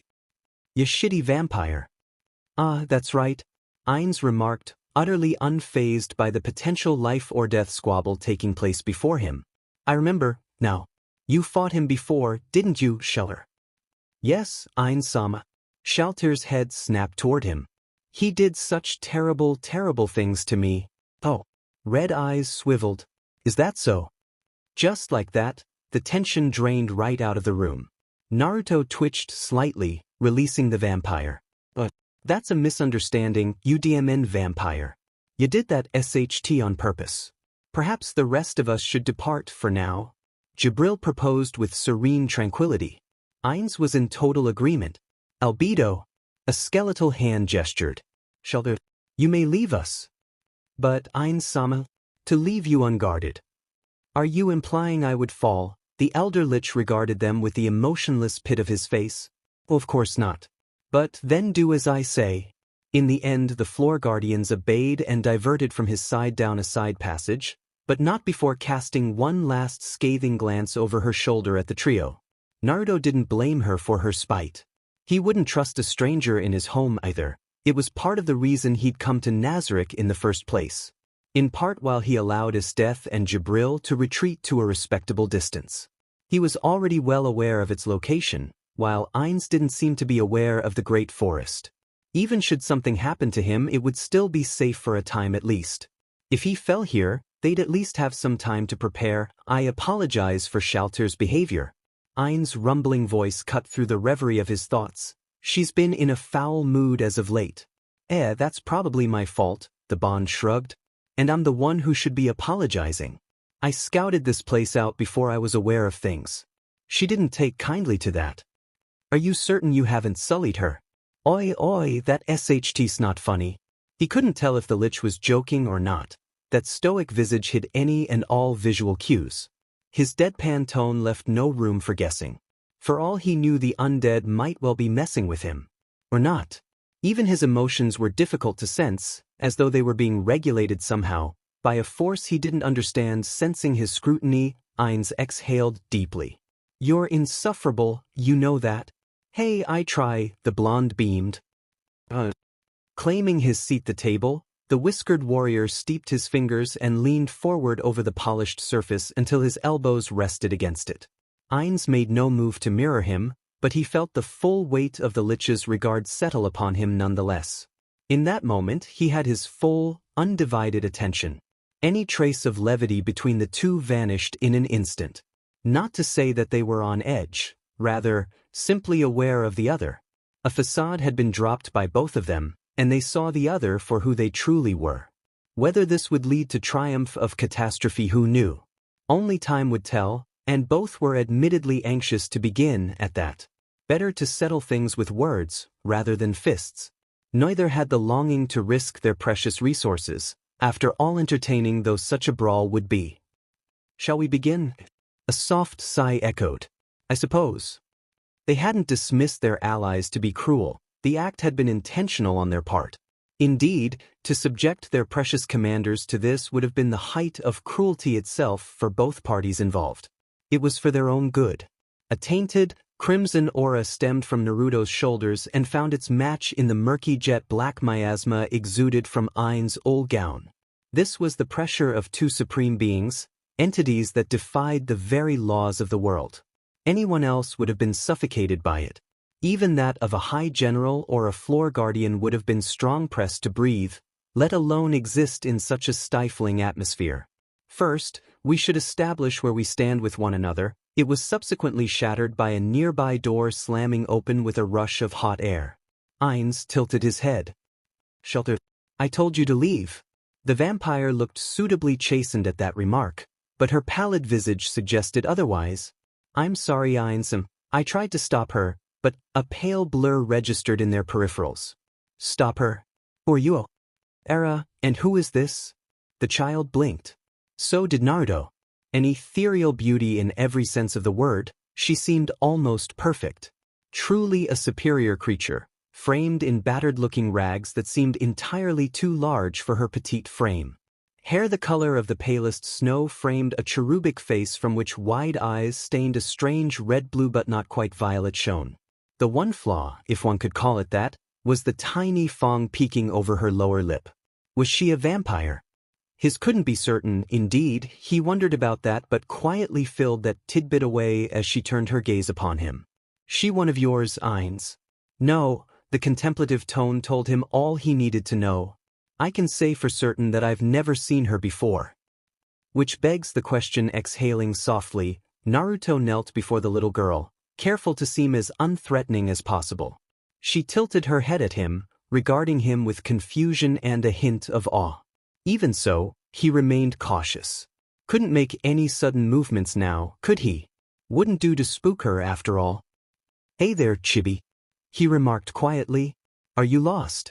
Where's your mommy?" Those eerie eyes regarded him for a moment. A tiny finger rose, pointed, past him. "Mama." Shaltier's jaw clicked open. "Ha, ho," Naruto cried. She broke character. Didn't think that was, then that finger swung towards him. "Papa." A pall fell over his very soul. "Oh-ho," a deep, dark voice resonated behind him. "I entertain you in my home and this is how you repay me. By sullying Shaltier." He didn't have to turn to know who it was. Naruto blanched at Ainz's menacing aura. It would have been funny, really, if he wasn't so confused. None of this made any sense. A child. Between him and Shaltier. He hadn't so much as touched her in such a way, let alone done that to her. His last memory of the furious vampire was their magic colliding, slamming against one another in a battle for supremacy. But no. Surely such an event couldn't have produced a miracle like this, even in this brave new world. Of course not. That was impossible, right? Hence the confusion. And the terror. Did he mention terrified? As if on cue, the child pivoted on one heel and turned towards Ainz. The Overlord paused, taken aback. Until she spoke. "Grandpa." She lisped. The silence was deafening. And then. "Sage. And now wait a sec. I don't understand what's going on. I swear, I never." A hand snapped up in the same instant. "Triplet maximize magic, call greater thunder." And the world burned white. "I understand now. There's a fundamental difference in the way we think. I can respect that. And what difference might that be? Let me present you with a likely scenario. If intruders were to infiltrate your home, you'd likely kill them as a matter of principle, would you not? Yes, you would. You'd slaughter them to a man. But because you'd consider that a mercy. I, on the other hand, would give them a choice. Call it the whim of someone who's lived entirely too long, but I believe in second chances. Let us say someone or several someones were to assault my home in the Great Forest. I would give each of them one chance, one opportunity, to lay down their weapons and swear their allegiance to me. Isn't that a bit foolish of you, Sage? Some might even call such a mindset woefully naive. Of course, if each of them refused my most generous offer, they'd have to die. I may not agree with you there, but I can understand your decision. Well said. What do you say then? Do we have an accord? A very, very crazy, very strange discussion. Light and dark, interlude, era, and who is this? The child blinked. As did Naruto. An ethereal beauty in every sense of the word, she seemed almost perfect. Truly a superior creature, framed in battered-looking rags that seemed entirely too large for her petite frame. Hair the color of the palest snow framed a cherubic face from which wide eyes stained a strange red-blue but not quite violet shone. The one flaw, if one could call it that, was the tiny fang peeking over her lower lip. Was she a vampire? His couldn't be certain, indeed, he wondered about that but quietly filled that tidbit away as she turned her gaze upon him. She one of yours, Ainz? No, the contemplative tone told him all he needed to know. I can say for certain that I've never seen her before. How odd, Shaltier hummed.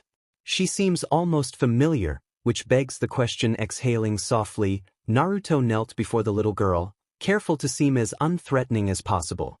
She tilted her head at him, regarding him with confusion and a hint of awe. Even so, he remained cautious. Couldn't make any sudden movements now, could he? Wouldn't do to spook her after all. Hey there, Chibi, he remarked quietly, careful not to frighten her. Are you lost? Where's your mommy? Those eerie eyes regarded him for a moment. A tiny finger rose, pointed, past. Mama. Shaltier's jaw clicked open. Ha, ho, Naruto cried. She broke character.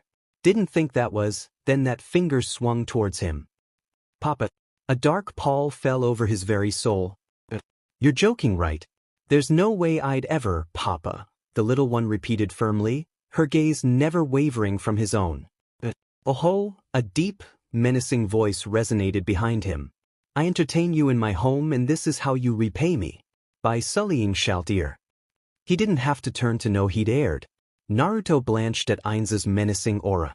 It would have been funny, really, if he wasn't so confused. Really, none of this made any sense. A child. Between him and Shaltier. He hadn't so much as touched her in such a way, let alone done that to her. His last memory of the furious vampire was their magic colliding, slamming against one another in a battle for supremacy. But no. Surely such an event couldn't have produced a miracle like this, even in this brave new world. Of course not. That was impossible, right? Hence the confusion. And the terror. Did he mention terrified? As if on cue, the child pivoted on one heel and turned towards Ainz. The Overlord paused, momentarily taken aback by the frightful intensity of her gaze.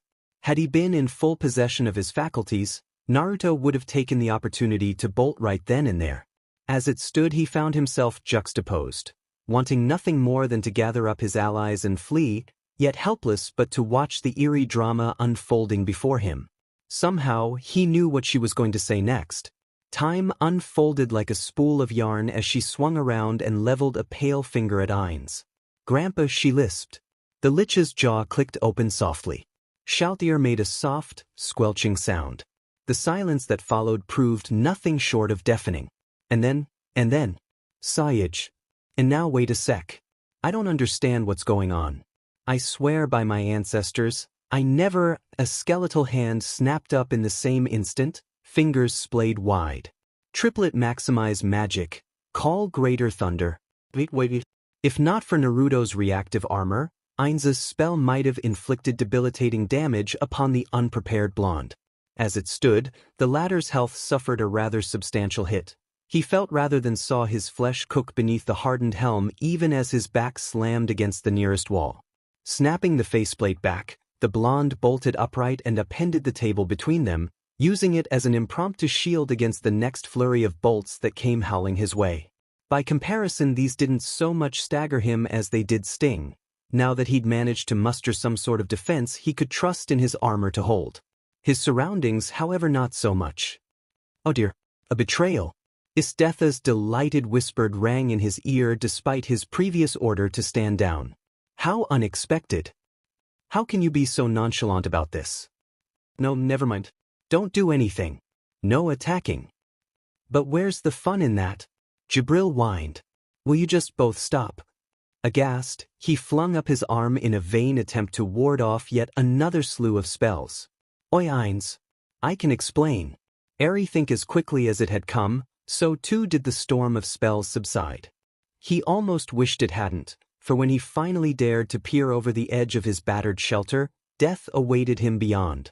Mana rose from him like a broken sieve to send the Lich's robes fluttering in that unseen breeze, a hellish black and blue bruised glow that reminded the whiskered warrior of a gaping pit, a bottomless plunge with no end in sight. Ainz was all coiled muscle despite the distinct lack thereof, his eyes twin pits of hellish flame, ready to swallow him whole. Oh. The word emerged as little more than a raspy hiss. Do tell. Can you put the aura of despair away first? It's annoying. You're made of sterner stuff, I'll give you that. For a fleeting moment the sage honestly considered simply bugging out and leaving the elder lich to his own devices.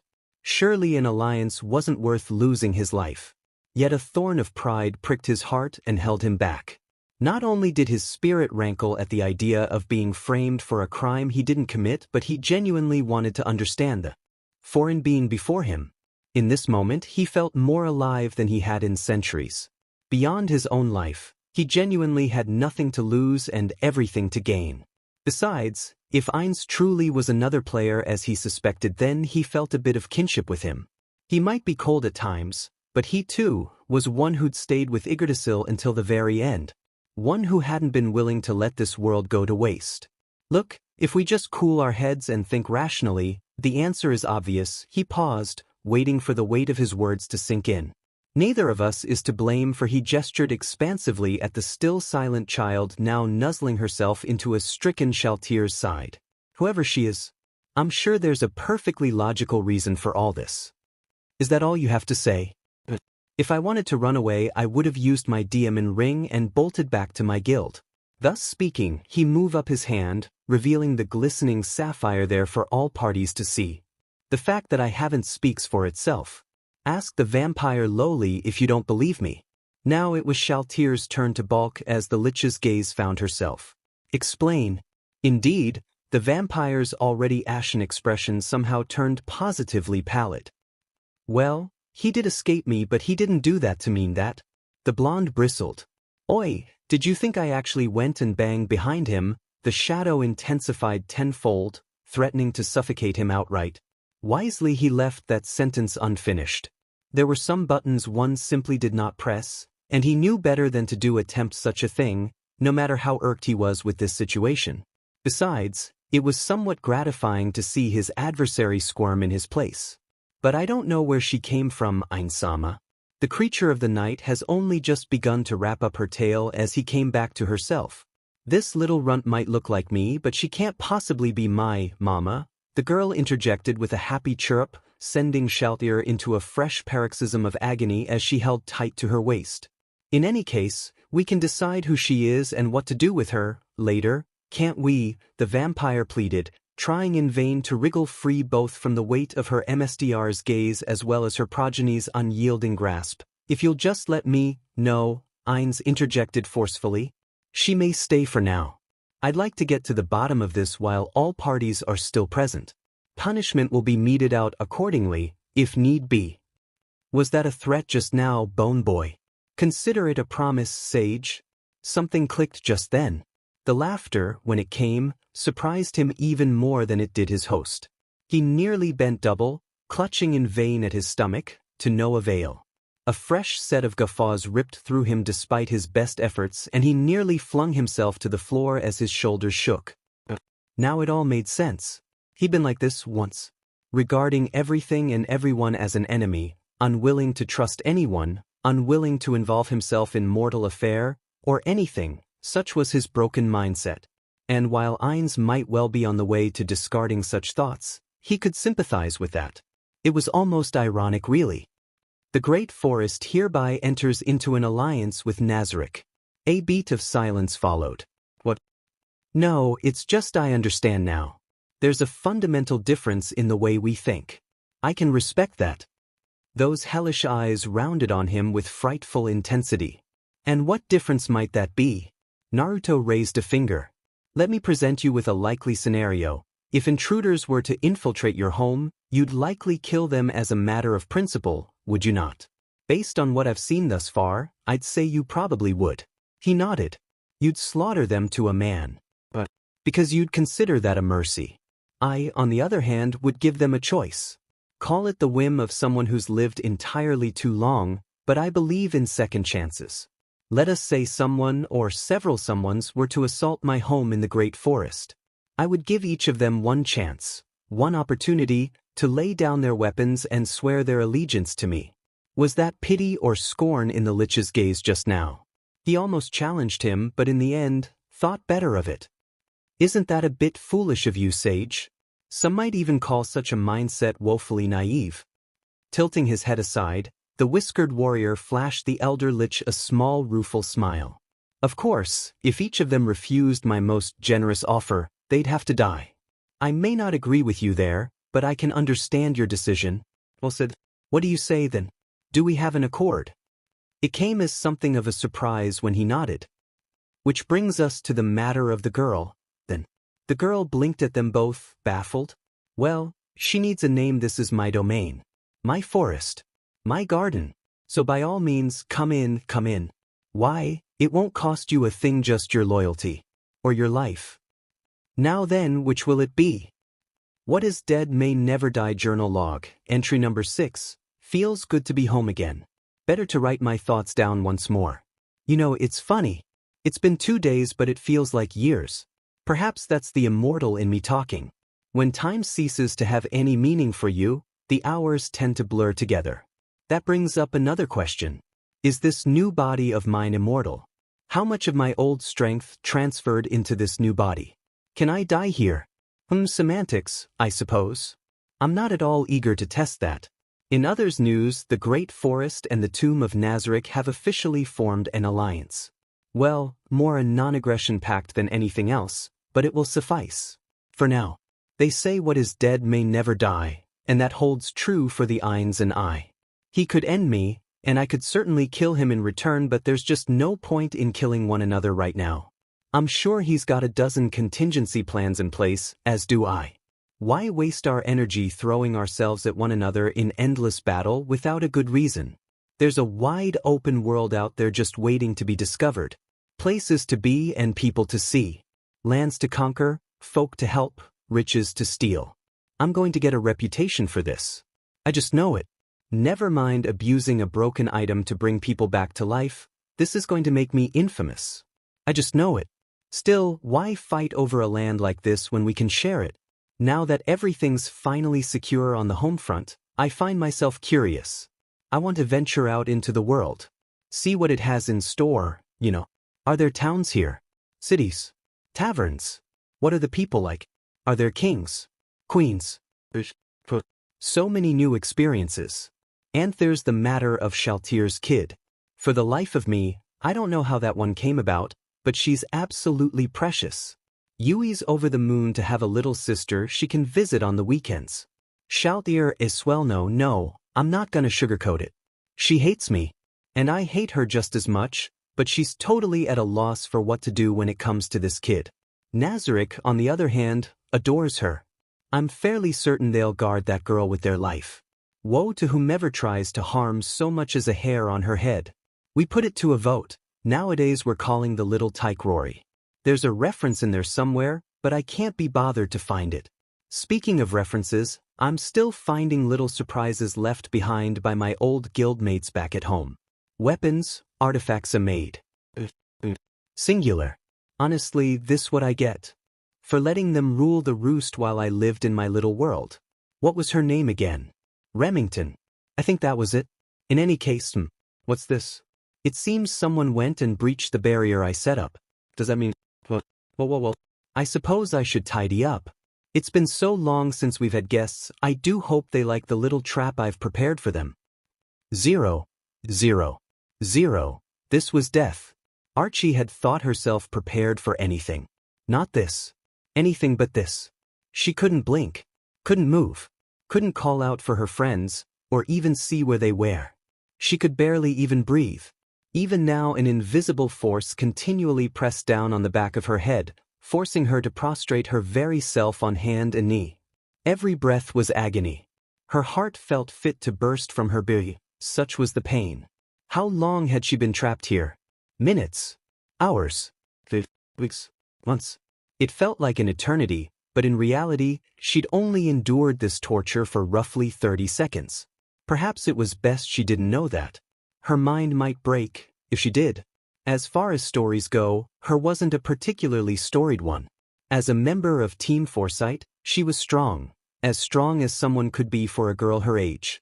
An accomplished third-tier mage, she'd studied under the legendary Flutter Paradine himself before her family's disgrace.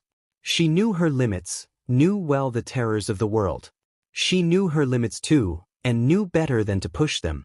In time, and with her friends by her side, she knew she'd grow stronger still. Caution had brought her this far, and caution would carry her further still. She'd been so careful, steadily amassing funds from each job, always tucking a bit away for her sisters. How long would they survive without her? Foresight had found the forest by accident. She should have known better from the start. Forests didn't simply appear from nowhere. Yet this one had. That was suspicious enough in its own right. She hadn't wanted to delve its depths, but everyone had been so eager, and well, she was a worker after all. She'd taken job after job to repay her parents' debt, to keep her sisters safe, but these were her friends. Family. She couldn't let them plunge into a dungeon by themselves. They'd even promised her first claim over any and all riches they might find. Her greed got the better of her, because the offer was simply too good to pass up. A way to finally find the freedom she so desperately sought. A way to get her sisters away from her no-good, money-guzzling parents before they did something untoward to them. Hecarim was a fencer. Roberdix served as their cleric. Imina, an archer. And herself, a mage. By all rights they were a balanced party. It hadn't made a lick of difference. No one challenged them when they ventured into the forest. No traps went off when they opened chest after chest and took their fill. No alarms sounded as they went deeper and deeper, no swarms were summoned. That should have been the first warning, but she'd just been so excited. Then they'd blundered into a trap, found themselves teleported into this hell, and now she was going to die. She knew it. This was it. This was her end. The sheer presence bearing down on her seemed to imply that much. Well, a deep voice intoned somewhere out of sight as she labored for air. I leave for a few days and come home to find rats in my garden. What do you have to say for yourself? Archie choked out a ragged gasp and struggled to raise her head, to no avail. Oh, my apologies. Perhaps sensing her distress, her host hummed. You can't speak like that, can you? Come now, raise your head. There's no need to prostrate yourself. All at once the weight fell away from her soul, leaving her retching and gasping for air. When she dared to look up and chance a glance for her surroundings, a glorious green garden awaited her sight. A sun-kissed field of flowers and windswept grass spanning as far as the eye could see. It was, in a word, paradise. A lovely grove untouched by man and civilization alike.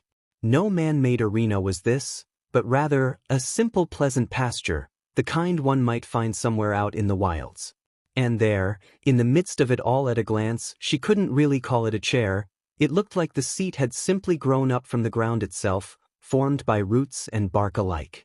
It was a mighty thing to look at by itself, but the armored being currently sitting within that caused her spirits to plummet like an anchor in a storm. Mismatching eyes of blue and scarlet gazed back at her, set with a tan yet whiskered face framed by tawny blonde hair. Pointed ears twitched ever so slightly beneath her gaze, and a small, distracted part of her realized that this was a dark elf. She'd not seen one before. There, seated on said throne, the sage of the great forest awaited her. He made no effort to hide who he was. She could feel the mana flowing from him. At least, Archie assumed it to be mana. She couldn't be wholly certain of its nature, but she could see it in her mind's eye, a flowing red tide that seemed to bleed from his very shoulders to waft across the grass like smoke. It threaded through grass and tree alike, swelled in the sunny sky like some kind of BLD storm. Only moments before, she'd vomited at the sight of it. Now, it felt like little more than a cool breeze. A thorn of irritation pricked at her heart. Why was he dilly-dallying? If he was going to kill her, he should just get it over with. Welcome, welcome. Before her very eyes, he rose from his throne, surprised her with a sweeping bow. Welcome to the great forest. How can I help you today? Whoa. Archie managed eloquently. Her host tittered softly and offered her his hand. I'm afraid I don't speak gibberish. Let me help you up. In that moment, she wanted nothing more than to bolt. Better judgment had her accepting that calloused palm. For you. Many things. His self-depreciating smile didn't fool her for a moment as he gently helped her finding her footing. But you can call me Naruto. Archie warily tugged her hand out of his grasp and took 3 steps back, ready to spring away at the slightest provocation. Even now she could still see that strange red light shrouding his body, and it left her on edge. Her every instinct shrieked at her to run, yet fear left her legs leaden and heavy. This foe was beyond her. He'd yet to so much as raise a hand against her, and she already knew. What was he? The closest she'd ever come to an elf was Imina, and her friend was only a half BLD. She'd never seen a dark elf in person. Yet this one made no move to strike her down. As she looked on in quiet horror, the now-named elf walked away from her. A flick of his wrist summoned a gnarled black staff to his right hand. Her entire body tensed for an attack that never came. Instead she looked on in quiet awe and confusion as the root and bark of his throne began to unwind, twisting themselves into separate shapes. In a matter of moments she found herself faced with a small table and a pair of chairs, one of which was promptly claimed by her host. A tan hand dipped through the air itself, palm vanishing into a small crimson portal. Let's see, whiskered cheeks pinched in a frown, it should be in here somewhere. There we go. Not a beat later his arm re-emerged with a large earthen pitcher and a par of small glasses, the latter of which he laid out on the table. Without so much as a glance her way he began to pour into them, one at a time. The faintly sweet scent of rum reached her nose as he topped off the second glass. Thirsty, he offered it to her. In times such as these, a stiff drink soothes the nerves. Archie regarded the pitcher like a poisonous snake and shook her head. Skittish, aren't we? A blonde brow rose. Come now, I'm not going to drag you. When she made no move to approach, he took one of the glasses and knocked it back with a grunt. See, he grinned, reminding her of a Cheshire cat. Harmless. Come on, sit down. I don't bite. Really. Promise. When he didn't keel over or start clutching at his throat in abject agony, the skittish little mage dared to approach the table. She felt sitting anywhere near this powerful being was another matter entirely, but once again she had no choice. Anyone able to paralyze her with so much as a glare was not someone to be trifled with. He pushed the glass her way and trembling fingers seized upon it. She downed it in a single gulp and slammed it back down on the table. I'm terribly sorry for this. His confession drew a startled blink out of her as he poured her another. I'm a bit rusty at this, you see. Ever since I came to this world, I've been something of a recluse. It's a shame, really. He shook his head with a sigh. I used to be much more outgoing than this, you know. Suppose I'm out of practice. Wait, somehow, she dared balk at the incredulity of it all. What do you mean, came to this world? You're not from here. His smile didn't waver in the slightest. Something like that? Belatedly, Archie realized she was alone with this madman. Her team, her friends, were nowhere to be seen. She hadn't heard so much as a word from her friends. Worse, a quick inspection of the glade confirmed they were nowhere to be seen. A thorn of dread tore at her heart. You where are your friends? Naruto tilted his head to regard her as one might a mewling kitten. I had the 3 of them thrown into a cell. Don't worry, he soothed at her anguished expression, they'll be brought here shortly once we've gone and concluded our business. You were the one I wanted to speak with. Me? Quite. The dark elf leaned closer then, armor creaking softly as he invaded her personal space. Call it a whim on my part. A curiosity. Once again those eerie mismatching eyes dominated her vision. Here I was, just starting to wonder how I could learn more of this world, when bam, he slammed his fist into an open palm and Archie jumped, nearly choking on her liquor. Your little band right to my doorstep. How could I refuse such a generous offer? Although, and here his eyes did narrow, you did help yourselves to my riches along the way. Archie squirmed in her seat, a naughty child caught with her hand in the proverbial cookie jar. But that's in the past now. Naruto's laughter wiped the slate clean sure as a storm. He leaned forward to pat her shoulder and Archie winced as her collarbone creaked ominously. We'll be fast friends in no time, you and I. I'm sure of it. This man was mad.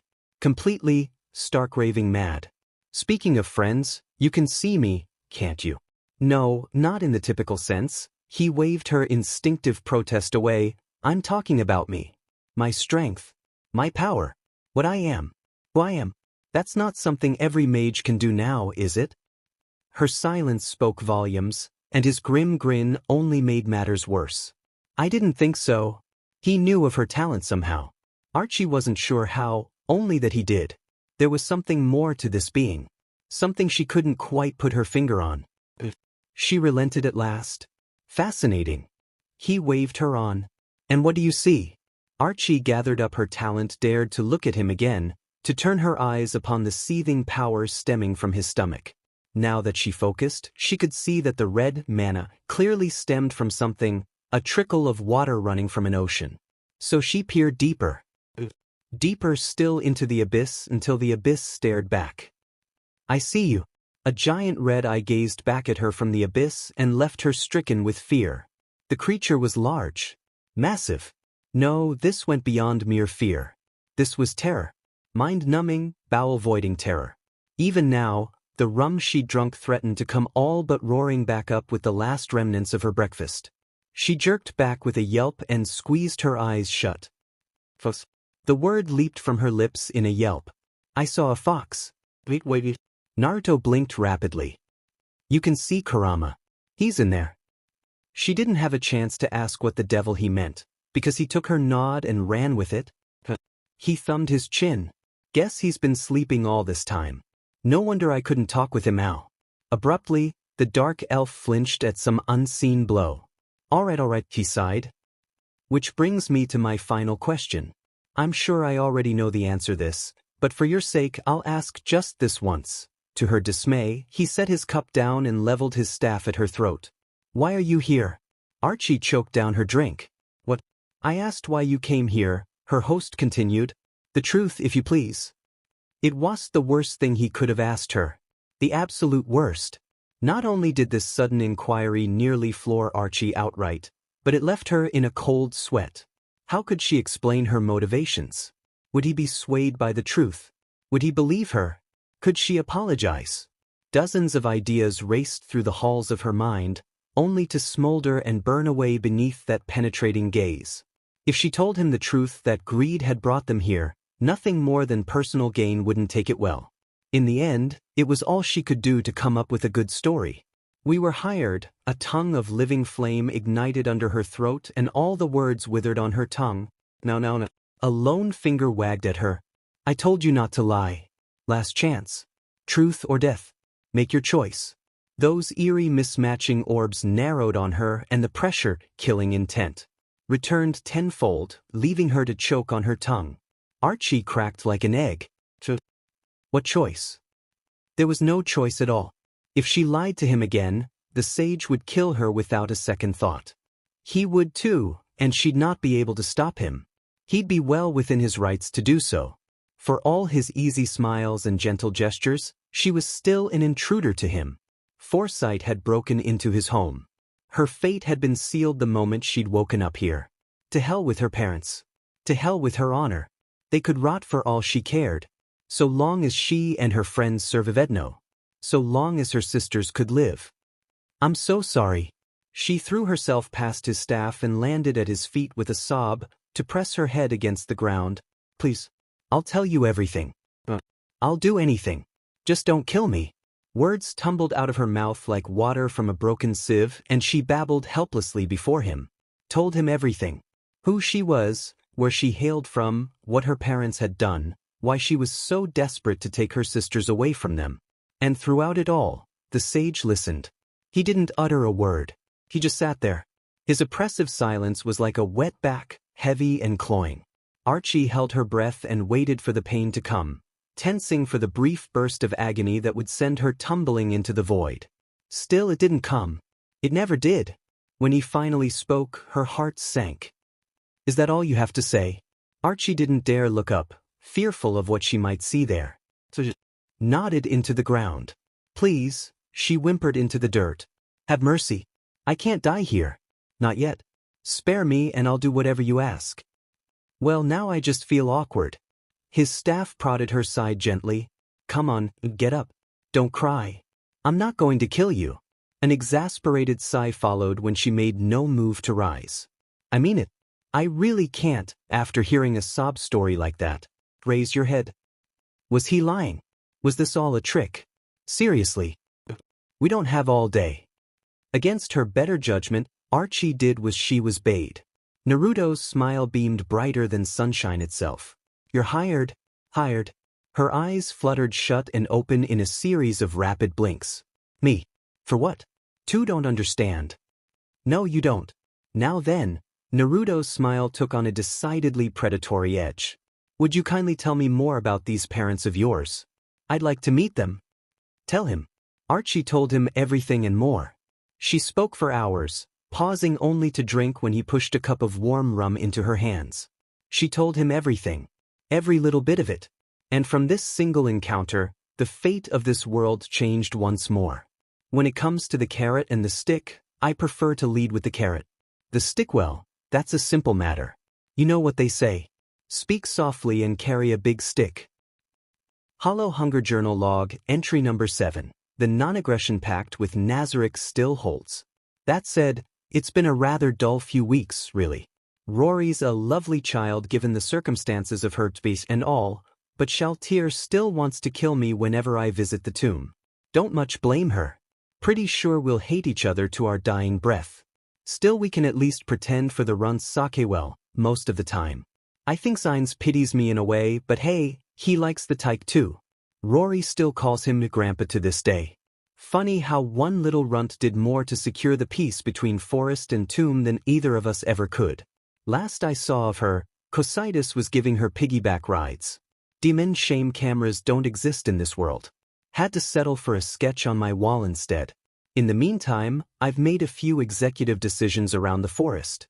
I want to see more of this world. Learn what makes it tick and keep intruders from venturing into my garden. Foresight was a surprise, but their intrusion proved a benefit in the end. Not only did I snag myself an assistant and 3 loyal followers, but I learned a little more of the outside. There's a hunger in me now. A need to learn. To understand this video game-turned world. Or is it a different world entirely? How do I wake Kurama?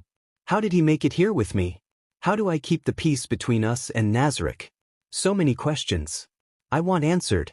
If I don't find them soon, I fear or I'll go mad. I suppose this is the beginning of a new adventure. Sasuke and Gar can help Yui run the place for a few days until Archie and I get back.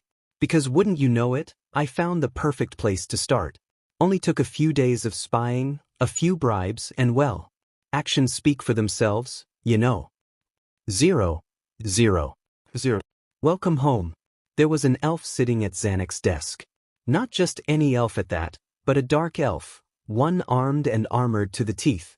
Mismatching eyes of sapphire and scarlet rooted him where he stood, framed by tawny blonde hair and whiskered cheeks, even now dimpling in a small smile. His crimson armor glistened in the low light, much like his smile. A young blonde woman clad in auburn elter armor stood beside him, blank blue eyes staring unfalteringly ahead as she clutched a black staff in both hands. A magic caster. Well, that settled it. There was no chance he was leaving this room alive. Prince Xanax, was it? The dark elf grinned. I've come to bargain. Xanax blinked. He blinked strong.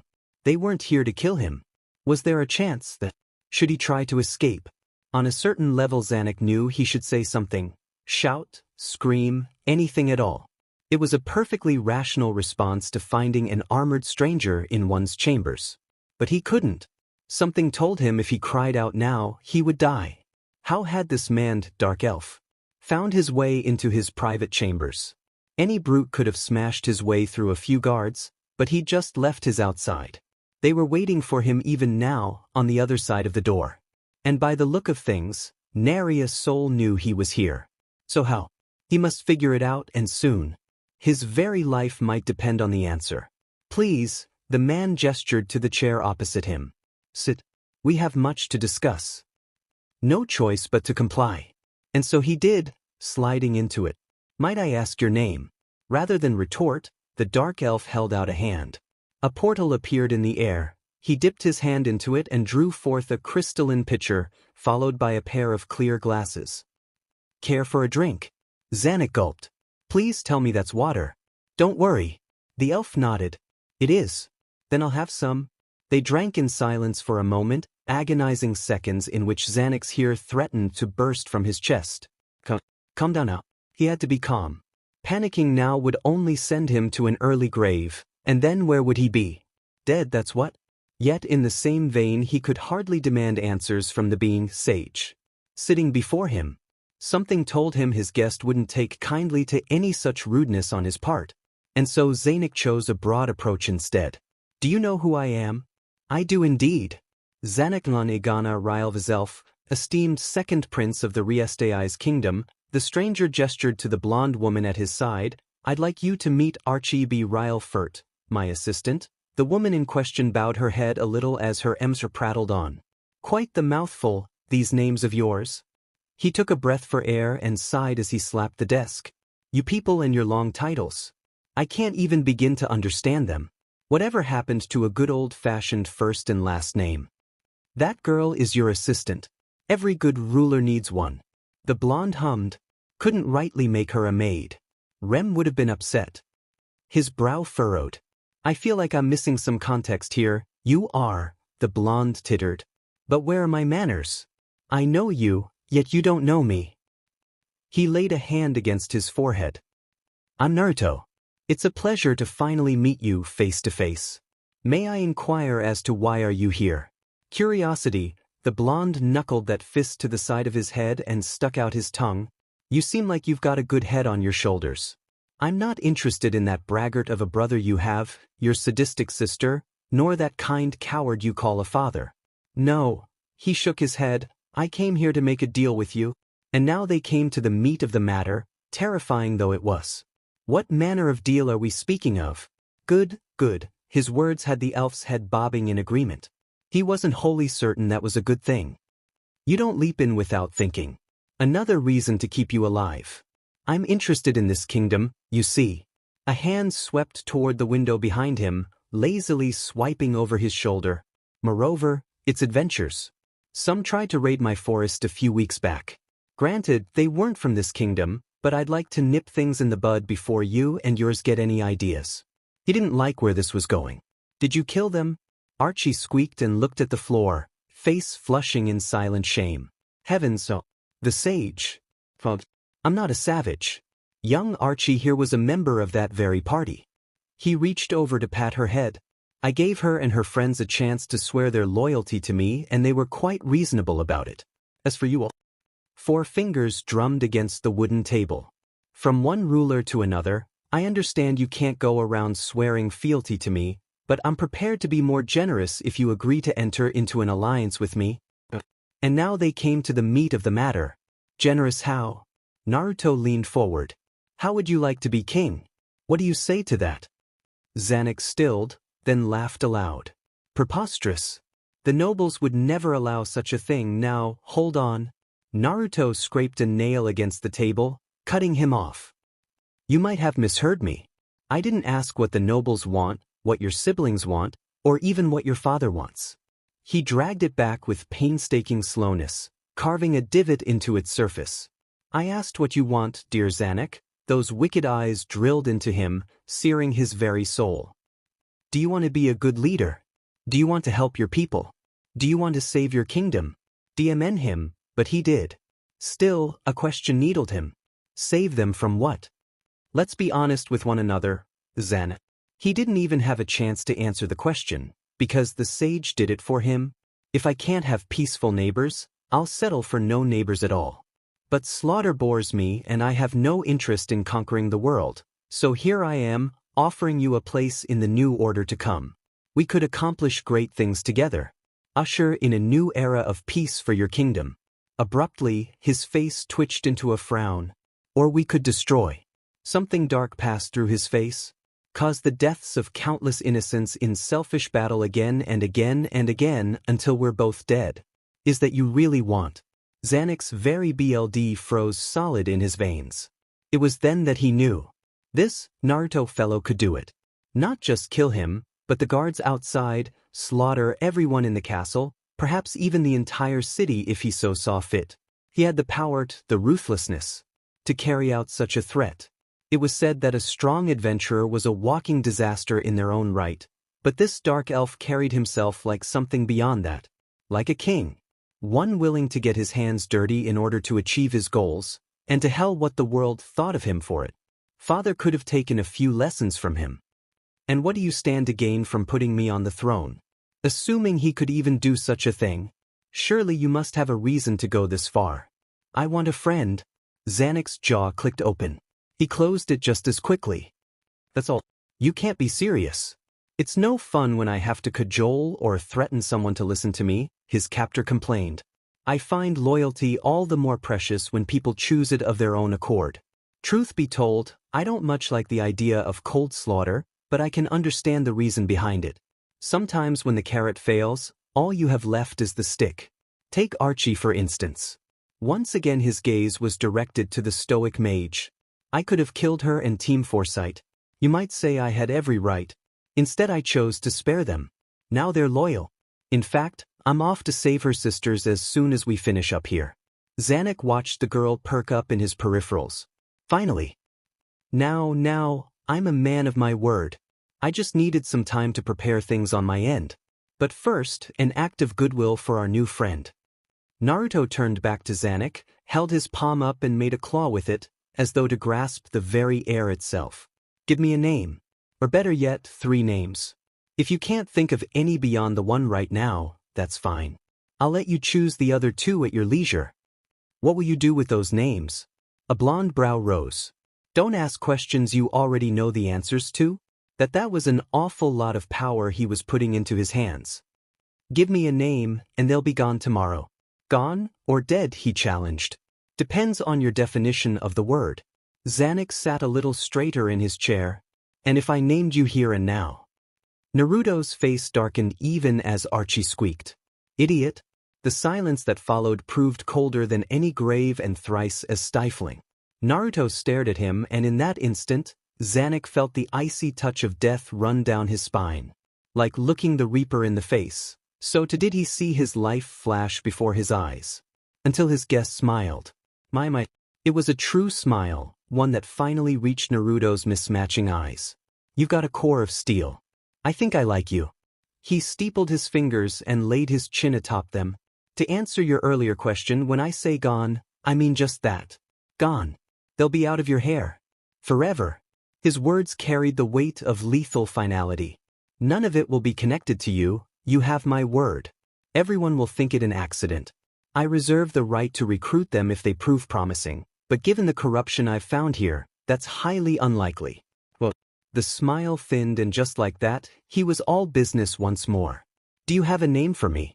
Zanek ground his teeth. This was wrong. Assassination at its worst. And yet. Barbro Andrine leld Ryle Vazelf. Your own brother. A merry titter greeted him. How very ruthless of you. I prefer to think of it as pragmatism. He couldn't stomach the idea of killing Renner.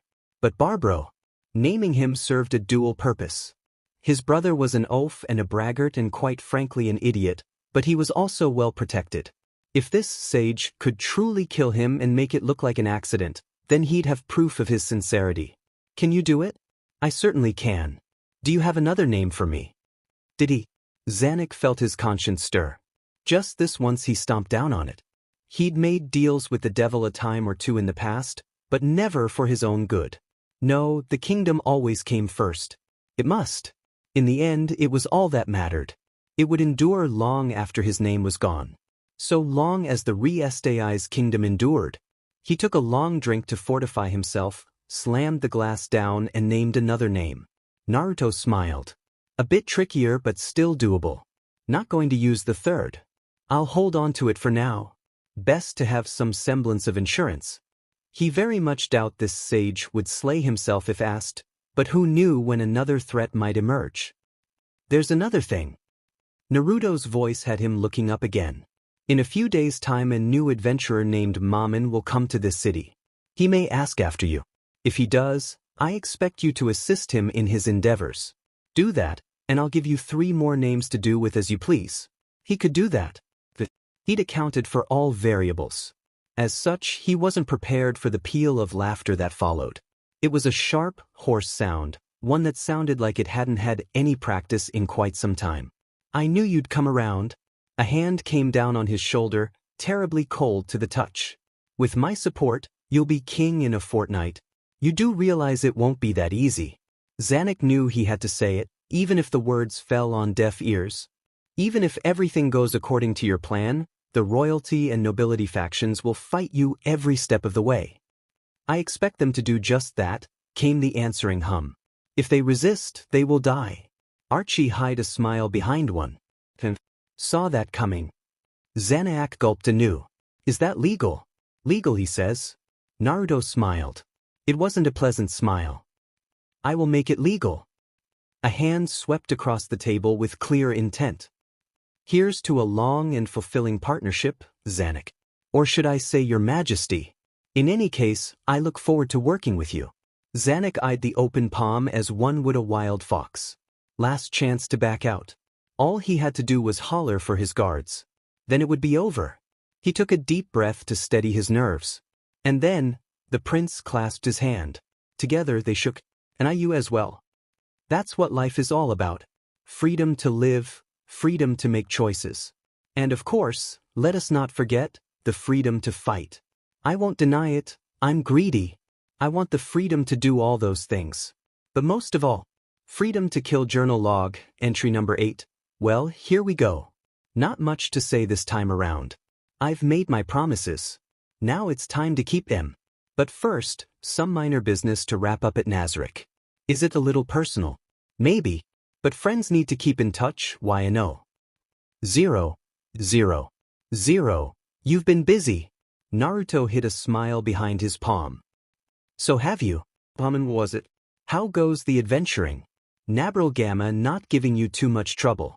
Ainz remained as impassive as ever in his seat, but these days he felt he could garner some measure of meaning despite his skeletal facade. Come on, don't make that face. Slim shoulders rolled in a shrug. You're spying on me, I'm spying on you. It's what friends do. The elder lich made a bemused noise. Friends, I take it you know what I intend in Irantal. Sure do. This time, the Jinchuriki didn't bother to hide his smile. And I don't care. Silence reigned supreme between the two titans. Ainz didn't make a sound. He didn't have to. His confusion was palpable. It's not wrong to investigate this new world of ours. Naruto leaned back in his chair, frowning a little when the slim thing creaked under his weight. I'm really curious about this world, and so are you. So rather than plan around the plan that you're going to plan around my plan, and wasn't that just a roundabout way to tease his new ally, let's be honest with one another just this once, Very well. Ainz surprising him leaning forward, placing skeletal ringed hands beneath what passes for his chin. You clearly already know why I'm traveling under the guise of Momonga as it were. Why are you headed to the west and south? A minor trip with Archie, no need to lie. We're headed to the Baharuth Empire to retrieve her sisters. Picking up her sisters, slaughtering some idiots, causing some chaos. With luck, that will attract the slain theocracy's attention. Might pop in for a bit of recruiting after. I see. Red eyes gleamed in sinister satisfaction. So you're setting a lure, as it were. Precisely, he granted him a small half-smile in return. You might even say I'm fishing for a fight. Are you looking for a challenge? Call it my own form of curiosity, And payback for those bastards that sicked Nigan on Gazef. I won't deny that we're both a little twisted by what we've become. Naruto shrugged and kicked one foot over the table. Put a certain way, we've both lost touch of our true selves. He clasped both hands behind his head and leaned back to gaze at the ceiling. Strictly speaking, neither you nor I are human anymore. And that's fine, Ainz. He looked back to him with a Cheshire grin. Really it is. So long as we can protect that which we cherish, hold to our humanity, and don't fall down the path of depravity, we can look ourselves in the eyes at the end of the day. Mains made a noise caught somewhere between a laugh and a sigh. I suppose I can understand your point of view. Also, Naruto burst to his feet, recalling something he'd overheard. Hurry up and bone Albedo already. Or better yet, give her a kid. He flung up his arms when the lich lurched back. I'm tired of seeing her make lovey-dovey eyes at you. This time there could be no hiding the exclamation that followed. Don't you me, mister? He poked a finger against the lich's ribcage. You're a magic caster. Figure something out. Can't you, I dunno, use magic or something? I'm sure you have something that can enforce a temporary race change. The lich's jawbone clicked open. Did you not even think of that? And besides, he dove on, preparing the verbal killing blow. You care about her, don't you? A faint green glow stemmed from Ainz and faded just as quickly as he closed his jaw. I do. I care for her dearly, just as I care for everyone here in Nazarica. Progress. Just a little more, then see where it goes. He held up a finger before the lich could interrupt him. I don't want to hear about any settings or silly parameters again. You already told me about that.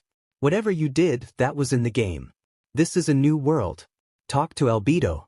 See where it goes, and how she feels. You're not going to let me wriggle out of this, are you? Nope. Do you love her? There was a silence. That's strong to say. He pressed the attack. Could you come to love her? Rather than retreat, he crossed both arms before his chest and stood his ground. Ain't leaving without an answer, bone boy. Ainz glared bloody red daggers at him. Naruto glared right back, idly wondering if he'd pushed too strong, too fast.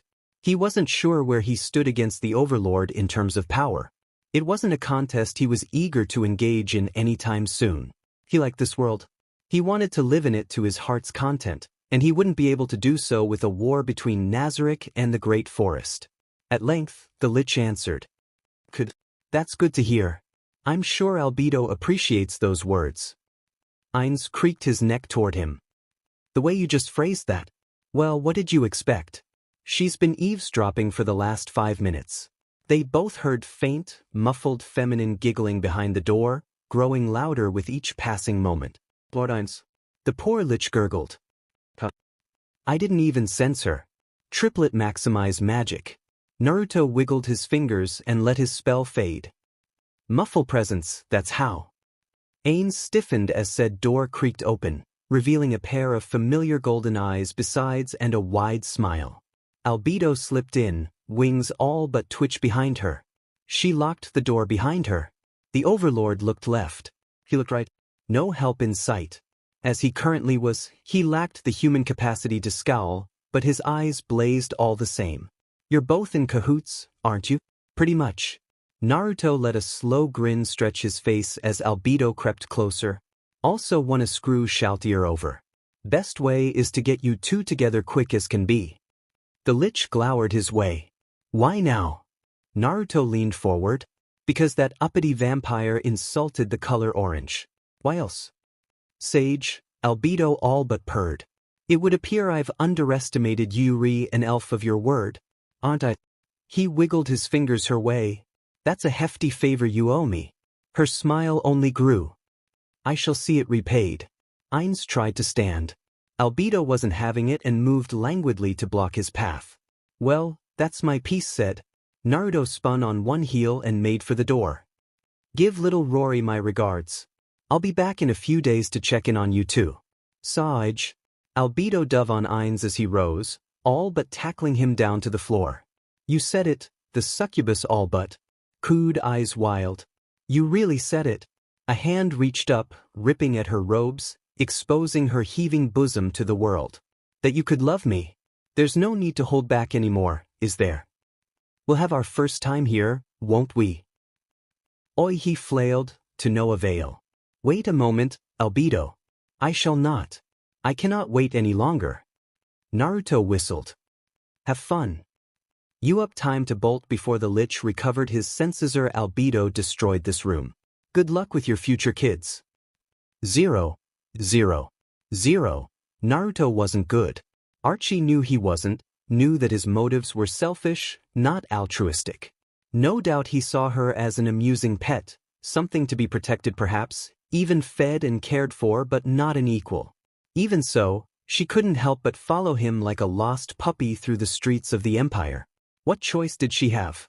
She lived at his leisure. Just like the rest of Foresight, he'd shown them mercy. If that mercy lapsed, if he ceased to care about them, if he cast them acidino. She mustn't think that. Be positive. She slapped her cheeks and rallied her thoughts. He's brought you this far. Surely he has a use for you. They were here at all, only a few yards from her home, mere feet from saving her sisters. It was almost too good to be true. Despite all he'd said and done, the sage of the great forest still kept his promise to her. In the end, nothing else truly mattered. So long as she could save Kudurika and Urairika, she'd gladly sell her soul. For now, she just had to follow and be a good girl. Degrading as it might sound, so long as she made herself useful, he surely wouldn't want to be rid of her. Surely. Fancy buildings. Sure enough, the dulcet tones of his voice drew her forth from the maudlin mire of her thoughts. They all like this? She lowered her head, staring at the street. Yes, my lord. He thumbed his chin, heedless of the looks his presence earned. Not bad. She daren't look him in the eye. Not now. Thank you, my lord. Think we should conquer this place. Might be fun. As you will, my lord. Here at least she felt a spark of irritation from him. Are you really that afraid of me, Archie? Her poor heart leaped into her throat, settled down, and bought real estate there. Absolutely terrified. Scared stiff she was. Of course, she dare not say it. No, not at all, my lord. Naruto clicked his tongue. It was her only warning before he spun, rounding on her with such speed the very air rippled around him. A hand cracked out and she tensed, expecting a harsh blow. It never came. Listen, he laid a palm upon her shoulder. I'm not going to bite your head off, nor do I intend to betray you. A pause now, a moment to let the words sink in before he continued. I declared you and yours to be part of the great forest. Do you know what means? She quivered little under his mismatching eyes and he blew out a sigh. Be honest with me now. Archie shook her head. I'll tell you. Naruto smiled in return. It was a rare pure smile, one that caught the sun and seemed to light up his entire face. It means your family, and we take care of our own. Now let's get going. Just like that. Archie hurried after him, scarcely trusting herself to speak. You're really going to free my sisters? I'm a man of my word. He considered one building, paused, and slapped a seal on it. We'll see them shortly. What were their names again? Kudurika and Urairika. She tried not to choke on her own helpless hopes. They're twins.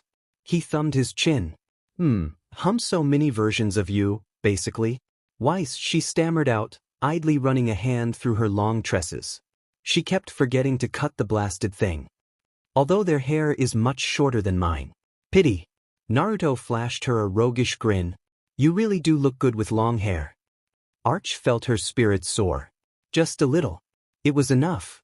She still didn't miss the way he turned and placed another seal on the next building they passed, though. What are you doing? Preparing a distraction, his grin didn't waver. It's going to be loud, isn't it? He laughed. They fell into comfortable silence as they finished their stroll. She hesitated before one building at last. And he turned with her. This is the place. Archie dared a tentative nod. Naruto rolled his shoulders and walked past her, marching right up to the steps. There were guards stationed there oddly enough. 2 men, one tall, the other short, stood with crossed spears at the ready, barring the entrance. Archie felt her brow knit in a thunderous scowl. Really? Why were her parents wasting money on guards when they had no need of them? Were they spending money on frivolous things again? She already knew the answer. Dispossessed nobles or not, They'd long since lost their common sense. What's this? The largest of the unlikely duo perked up as they drew up. Looks like a DMN dirty elf. Right you are, sir. The second sneered. Maybe we should take him out back, and Naruto smiled at them. Charm person. Archie felt magic stir in the air, saw the faint flash of a red magic circle. As one the guards slumped beneath his gaze. Was it her imagination, or was there a faint ruby glow to their eyes just now? She didn't think she'd seen otherwise, and their sudden compliance was too sudden to be anything other than supernatural. A spell then? What kind? Step aside, please. They complied with witless smiles. She watched them curiously. What was that spell just now? Naruto patted her head, tousling her hair. I'll teach you it sometime. Lead the way. She scooted past him and nudged the door open. A lavish sight awaited her with Ina, most unwelcome one indeed. Her right eye began to twitch. What were all these baubles? They didn't need these. Once upon a time, this place had felt like home. Now it was just another cage, a reminder of the childhood she'd never truly had. Her parents would never stop wasting money she'd earned. So long as they lived. And so they would be stopped. Soon enough they came to a door. Naruto scowled at it. It's locked. I'll knock it down. Wait. Archie pressed an ear to the wooden frame. Her sisters might be on the other side. It wouldn't do to break the door down and scare them. Not feasible. She heard a familiar voice trickle through. Father. Archie hasn't been by in ages. Yes, the money she gave us is all but gone. That sounded an awful lot like Mother. We must maintain our status at all costs, and we have other means of acquiring the necessary funds. Dear, are you suggesting what I think you are? Yes. Those girls are a drain on our resources. All they do is eat our food and drink our water. His voice turned cold. We may as well make use of them. I suppose you're right. They'll understand. The family name must live on. Archie's heart leaped into her throat, and an anguished noise escaped her throat. Pain pure and hot hit her heart, choking away all sense. They were going to sell her sisters. Just be rid of them, all to increase their own fortunes. Without a second thought. Without a care in the world. Her mind spiraled downward. Was wealth really that important to them?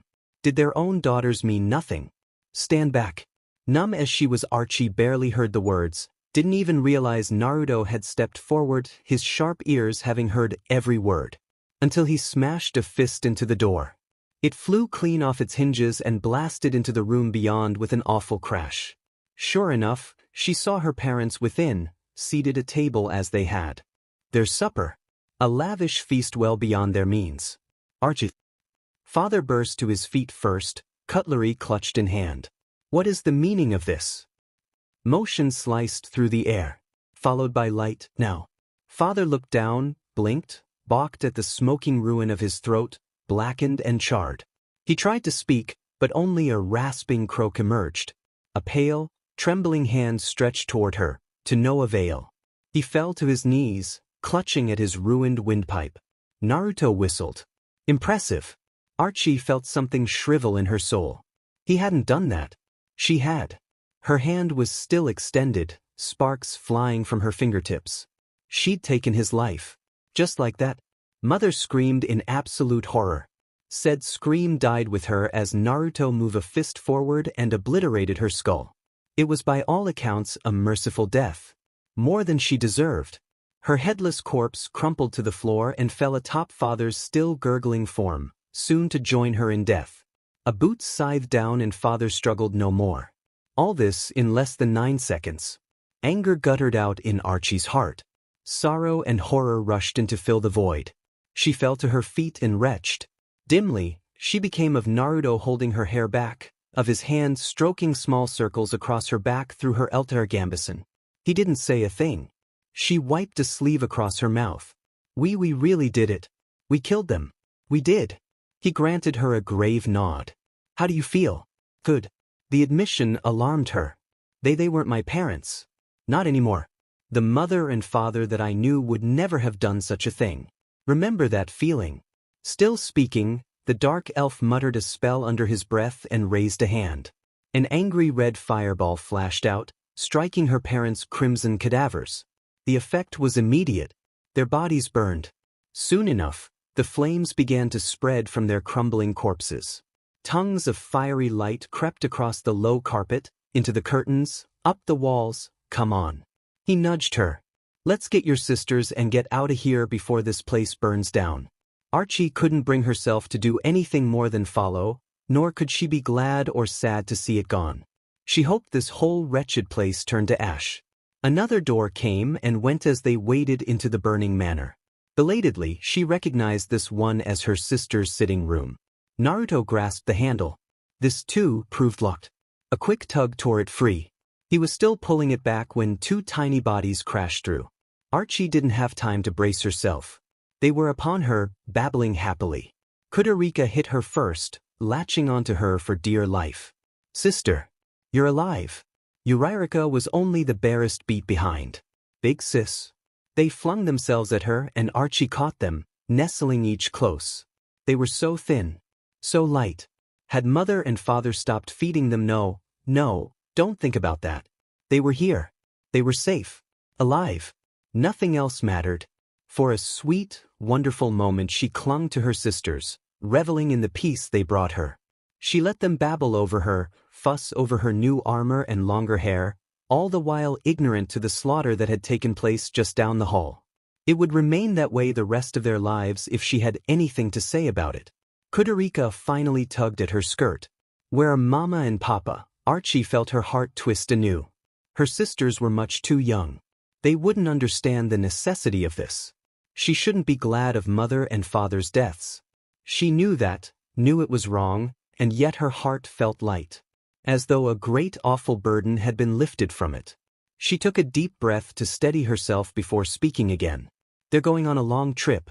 Somewhat satisfied, her sisters turned to face Naruto with childlike curiosity. He'd not spoken a word, bless him, but now he stiffened under their gaze.